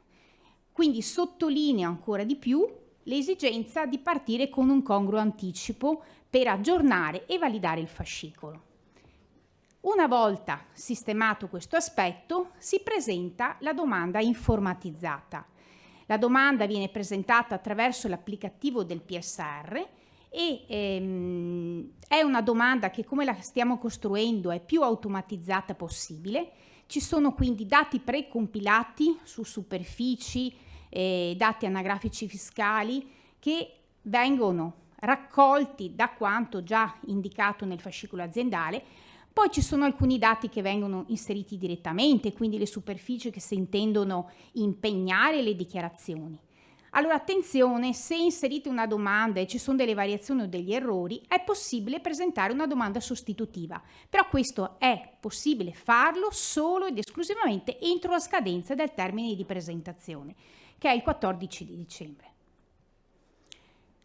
I punti di attenzione sono quindi ricordarsi il termine ultimo è il lunedì 14 di dicembre 2023, i moduli sono aperti fino a mezzanotte. Se incontrate qualche incidente di percorso anche tecnico, tenete conto che non è che a mezzanotte potete chiamare, pertanto prendetevi in anticipo e possiamo anche farci carico e magari risolvere qualche problematica tecnica se entro la mattinata, insomma, queste dovessero emergere. Allora, attenzione che per la compilazione e la presentazione informatica delle domande può farlo sia l'azienda agricola oppure può essere data una delega a una professionista, a un tecnico di fiducia, a un CA, ok? Però è necessario che venga in questo caso appunto data anche una delega formale. E attenzione anche che le domande, per essere valide, devono essere sottoscritte dal titolare, rappresentante legale dell'azienda, perché chi si assume gli impegni, ok? Non ci sono altre scorciatoie. E un'altra particolarità di questi bandi è che qui non è previsto un punteggio minimo, per cui se vengono selezionati punteggi e non dovessero avere i requisiti, diciamo questi non vengono riconosciuti, però le domande possono procedere. E l'ultimo aspetto non banale, c'è sempre qualche incidente di percorso, è che devono essere anche caricati quei allegati nei formati che sono richiesti e che siano quelli corretti. Quindi un occhio all'ultimo e non avere fretta, insomma osservare che siano stati caricati correttamente. Andiamo a vedere qualche aspetto particolare dei singoli interventi. Messe insieme la SRA 4 e la SRA 13, qui è possibile presentare una domanda per ciascun QA, diciamo per ciascun intervento, con le attenzioni poi i cumuli, diciamo di evitare i cumuli, insomma, che sono già stati descritti. L'applicativo PSR, vi ho detto, è più automatizzato possibile. Cosa fa? propone le colture e le superfici che sono compatibili con i singoli impegni e che quindi possono essere selezionate attraverso una matrice di compatibilità.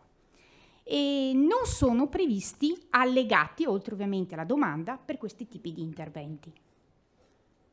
Per la SRA 19 la particolarità è, come si era detto, che sulla stessa superficie impegnata per la 19.1, ok, queste devono essere obbligatoriamente impegnate anche un secondo impegno, o una 19.2 o una 19.3, ok?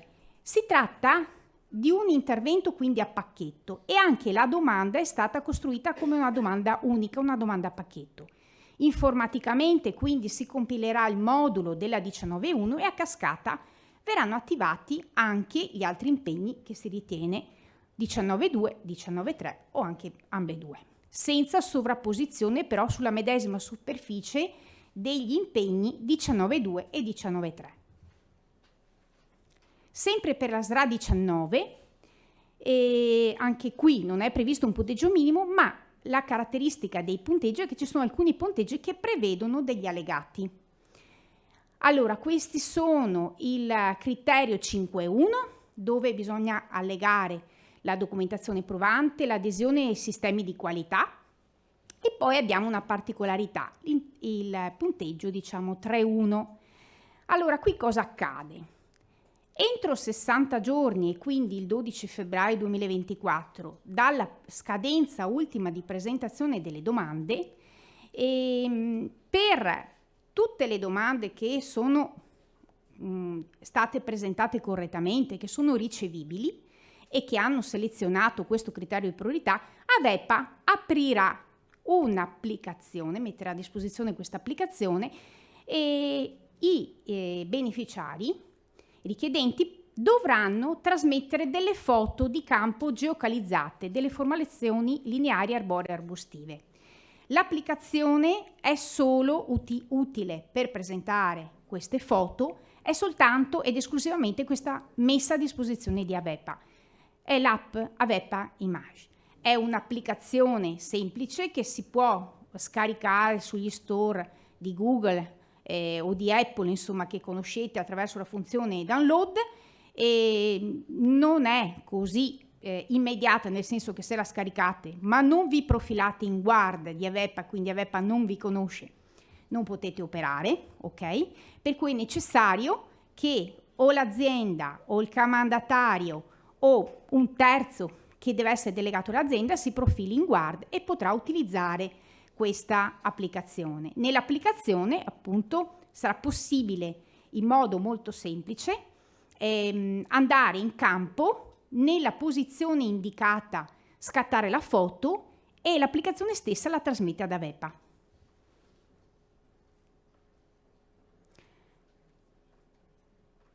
Arriviamo alle domande di pagamento. Allora, dicevo prima, abbiamo degli interventi che prevedono impegni quinquennali, la presentazione delle domande di pagamento ogni anno di conferma e pagamento viene fatta all'interno della domanda unificata, ok? Con l'attenzione, come diceva Barbara, che per l'ESRA 4 ci sono degli appezzamenti fissi nell'arco dell'intero quinquennio, mentre per l'ESRA 13 e 19 questi terreni, diciamo, terreni aziendali possono anche variare in base, diciamo, alle rotazioni culturali o altre strategie aziendali. E qui diciamo siamo un po' warning in progress.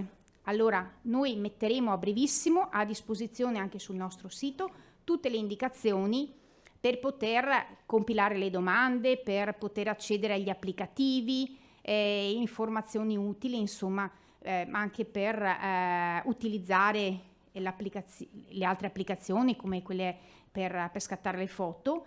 E a breve metteremo anche la matrice di compatibilità e verranno aperti i moduli informatici.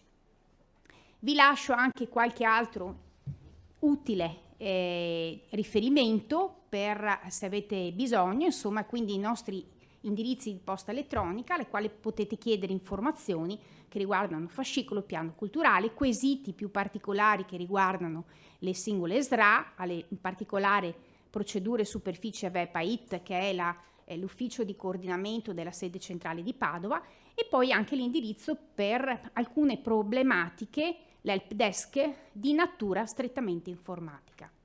Ecco, spero di essere stata chiara, buon lavoro a voi.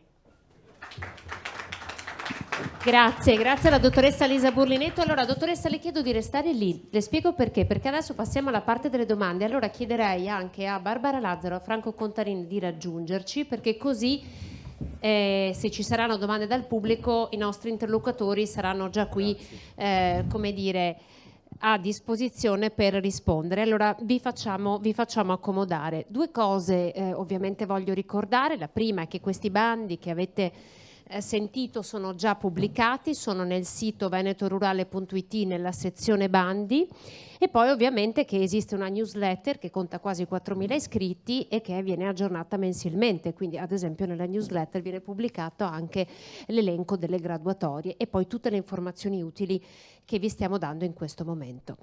Partiamo con le domande. Io quindi eccoci qua. Allora, grazie Maria Paola. Le chiedo magari nome e cognome e a chi intende rivolgere la domanda. Dovrebbe essere sotto Maria Paola, prova a vedere? Sì.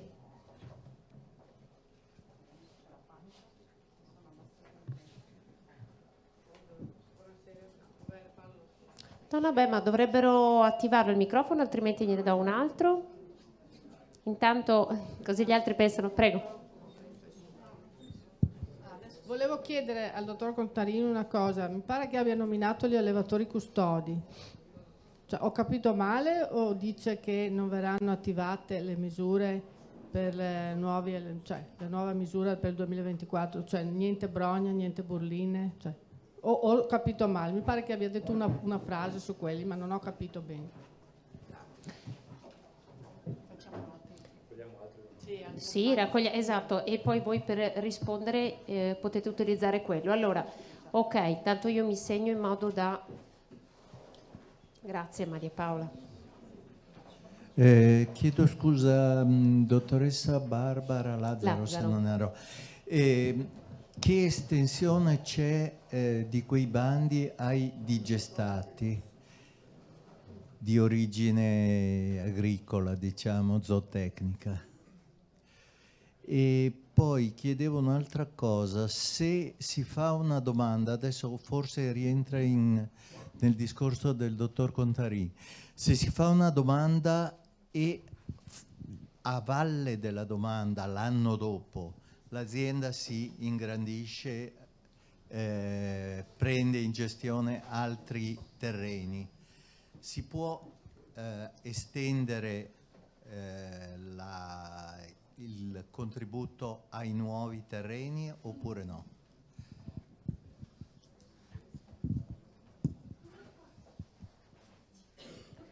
Ci sono altre domande? Sì. Buonasera, De Monte, consulente energetico. Ci chiedevamo, io e il collega, se, visto che abbiamo partecipato al bando agrisolare, se per gli impianti fotovoltaici c'è qualcosa previsto, impianti a terra agrivoltaico o qualcosa di simile, visto che il dottor Contarini diceva che per la produzione di energia elettrica non ci sarà spazio. Ecco, grazie. Andiamo con queste. Facciamo le prime tre, dopo facciamo una seconda batteria di domande. Va bene. Allora, dottor Contarini, prego. A quelle che mi paiono di mia competenza e poi passo a Barbara. Sì, gli allevatori custodi non apriranno per nuovi impegni nel 2024 perché li abbiamo aperti nel 2023, quindi pochi giorni fa, e perché nel 2024 abbiamo la conclusione degli ultimi impegni dei bandi PSR risalenti a qualche anno fa che devono completare l'ultimo periodo. Forse però lei intendeva un'altra cosa, nel senso che io non ho parlato di allevatori custodi prima, ma ho parlato di agricoltori custodi. Agricoltori custodi è la stessa cosa riferibili a specie vegetali a rischio estinzione. Su queste, siccome i colleghi esperti che tengono il registro mi dicono guarda che abbiamo solo una specie e una cultivar di mais, sarebbe disdicevole, diciamo così, per non dire altro, che potete ciascuno di voi pensare, aprire un bando quando si sa benissimo che solo una situazione può partecipare. Quindi si aspetta a vedere che compaiano altre specie agricole a rischio estinzione. Però ho colto l'occasione per chiarire cosa succederà anche agli allevatori custodi, di cui, ripeto, siamo in istruttoria del bando di quest'anno, quindi faranno domanda di conferma coloro che verranno finanziati a giorni, e poi, ripeto, avremo le domande di conferma dei bandi risalenti al 2019, mi pare l'ultimo, per gli allevatori custodi che stanno completando il loro periodo di impegno. Dopodiché si valuterà in base all'andamento della spesa. Le domande raccolte quest'anno su una disponibilità di 3 milioni di euro hanno richiesto 6 milioni di euro, quindi capite anche voi che ci sono problemi molto spicci poi per decidere se attivare un nuovo bando. La delibera 120 non prevedeva un nuovo bando, ok? Non lo prevede nel 2024, perché non c'è l'esigenza, insomma, rispetto alla continuità da dare.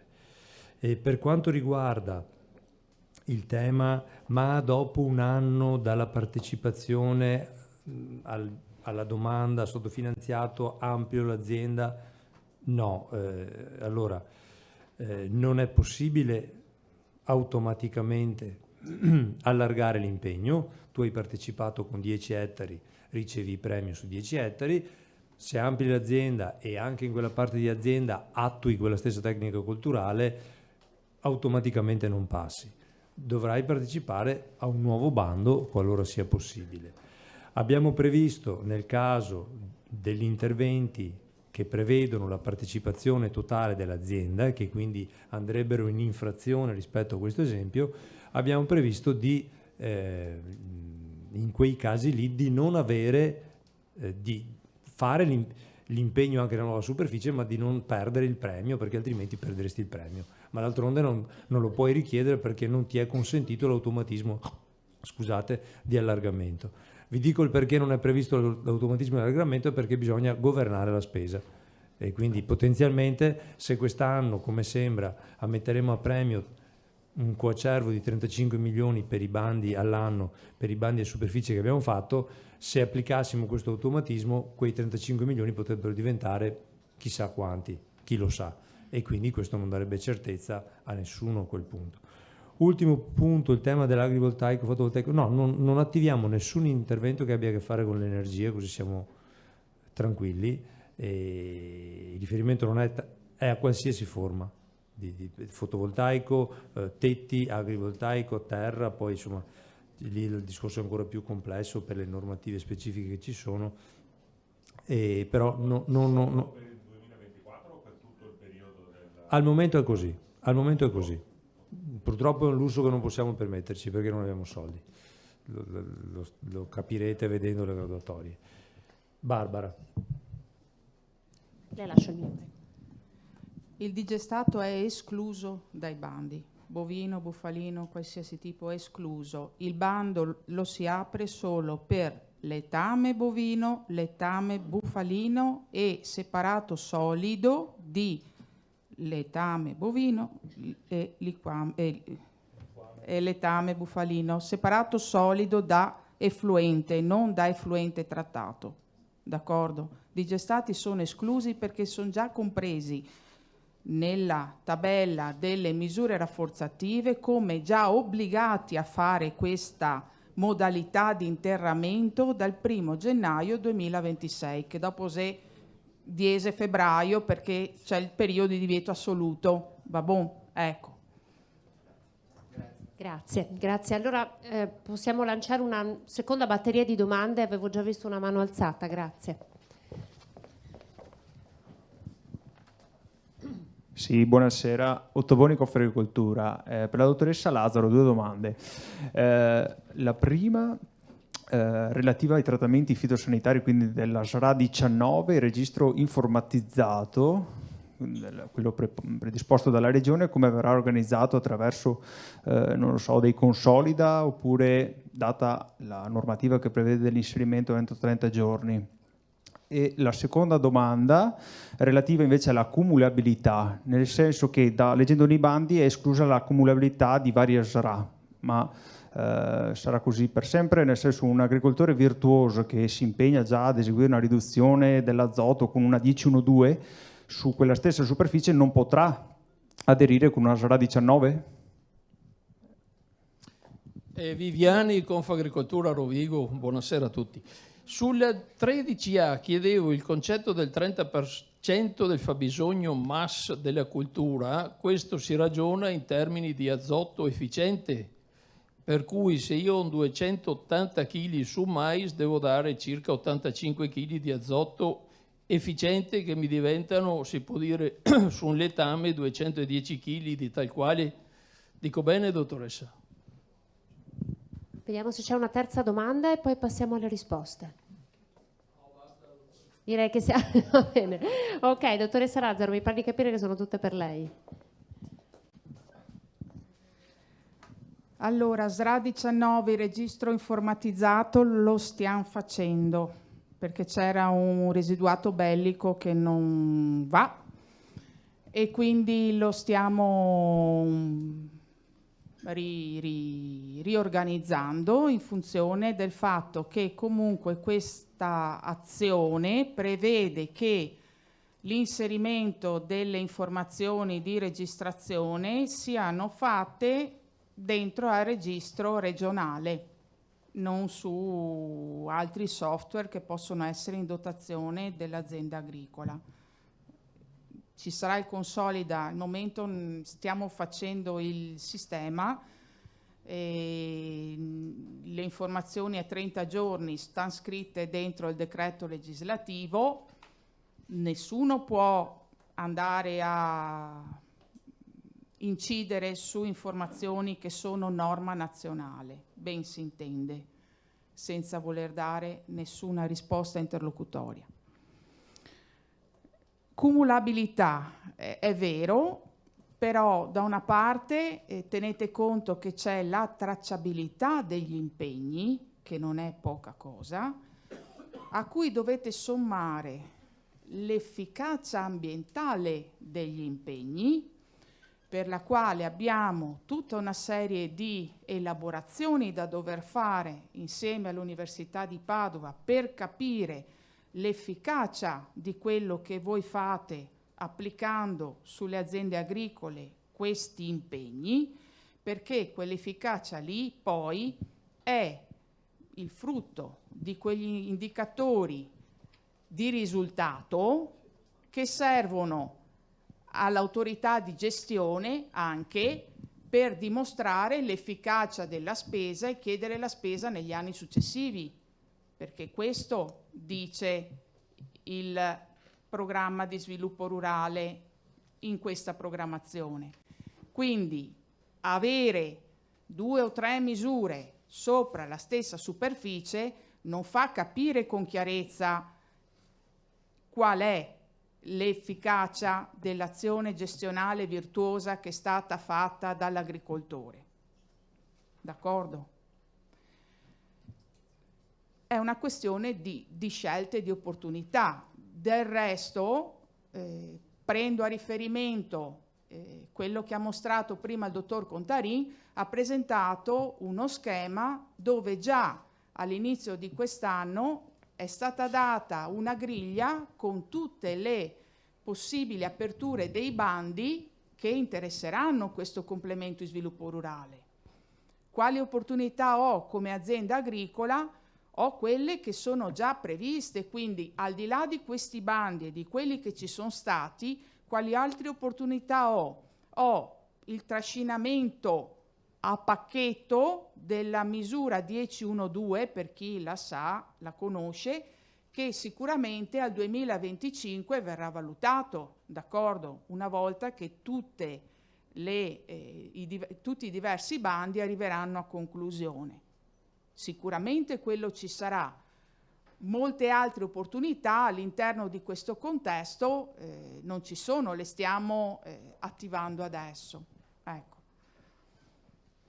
Per quanto riguarda il fabbisogno MAS, funziona come c'è adesso, d'accordo? Non cambia niente in questi termini. Il MAS come adesso è a titolo pieno a 280 per il mais, così è al 30% per lo stesso mais. Il ragionamento si fa sempre all'interno del registro REC, con gli stessi parametri che ci sono adesso. Non cambia niente. Anzi, come ho detto prima, gli agricoltori hanno il registro REC, cioè quello degli agricoltori ordinari, non quello più lungimirante degli agricoltori sotto impegno H, perché abbiamo voluto fare una misura il più possibile semplice. Si tratta di interrare effluenti, d'accordo? Palabili, bovini e bufalini. Allora, c'è qualche altra domanda? Direi che siamo stati completi, esaustivi. C'è qualche altra informazione? Avete a disposizione anche a VEPA qui, quindi insomma è un'opportunità. Prego? Aspetti un attimo, che la rendiamo per tutti accessibile la sua domanda. Prego. Sì, no, chiedevo una reinterpretazione della risposta sui 280 kg. Allora, se io ho un MAS di 280 kg, devo dare il 30% di sostanza organica, devo darlo efficiente, che sono 80 kg di efficiente. Per arrivare a 80 di efficiente devo darne 210 di tal quale, perché l'efficienza è il 40% sul letame bovino. Dico bene o dico male?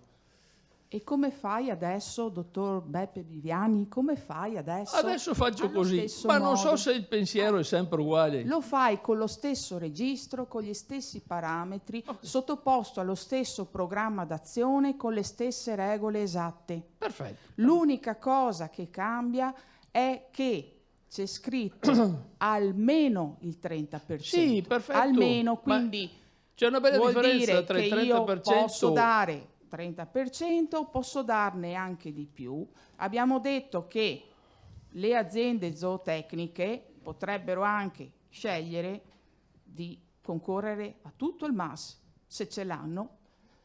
L'importante, l'operazione è interrare. Ma ho capito che è interrare. Interrare. È un principio di numero.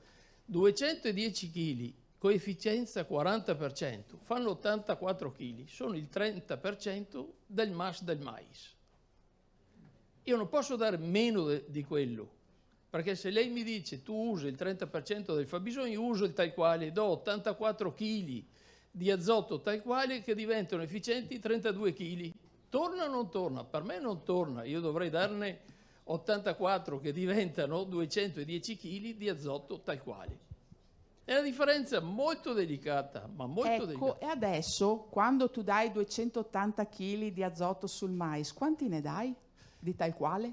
Io do 170 kg di tal quale perché non posso superare i 170 kg. Quanti ne dai di tal quale? 170 per il 40%, 70 unità. Esatto. Stessa roba. Non ci arrivo al minimale, al 30%. Se devo dare 84 unità con 68 non ci arrivo. Fidati che ci arrivi. Non penso, dottoressa, perché addirittura Fidati che ci arrivi. I miracoli dobbiamo farli e sicuramente faremo anche quelli. Però non mi torna in È un almeno. Puoi arrivare al 170 kg volendo. È un almeno 30%.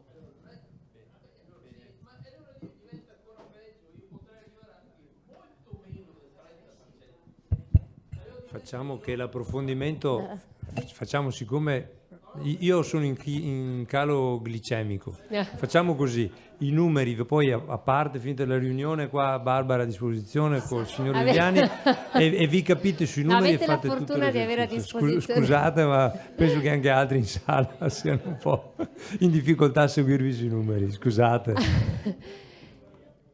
Alla chiusura, infatti, insomma, loro saranno qui, quindi avete davvero la fortuna, e questo è un po' lo scopo di questi interventi, di questi incontri organizzati dall'autorità di gestione. Vi ricordo che questo è il quarto, ma questo è l'obiettivo, poter mettere a confronto chi ha scritto i bandi e sa interpretarli, e voi che ovviamente avete la vostra azienda agricola. Se non ci sono ulteriori domande, io vi voglio ricordare: QR code, questionario di gradimento, è importante per aiutarci a migliorare. Questo che trovate in cartellina deve essere il vostro vademecum, la vostra guida, e quindi portatelo a casa, fatene buon uso. Tutti i materiali, tutte le cose che possono esservi sfuggite sono a disposizione, pubblicate. La registrazione di queste 2 ore sul sito, c'è un canale Telegram, quindi davvero avete a disposizione qualsiasi tipo di strumento per poter fare il pieno di contenuti e fare le vostre scelte in maniera oculata. Quindi io non posso fare altro che ringraziare l'autorità di gestione per aver predisposto momenti come questo di confronto e di condivisione dei contenuti, perché insomma sono bandi complessi che hanno tanti passaggi che sono delicati, anche perché appunto altrimenti non ci si arriva a prenderli questi 31 milioni. Sono soldi che sono stati messi a disposizione e ci sono degli obiettivi di miglioramento anche del vostro lavoro, quindi insomma ecco, questa deve essere un'opportunità. Grazie per essere stati con noi, Franco Contarino, Elisa Burlinetto, Barbara Lazzaro. Grazie a voi che siete rimasti qui fino alla fine e insomma in qualche modo sono qui a disposizione i nostri professionisti e avete tutto per essere informati. Arrivederci, grazie.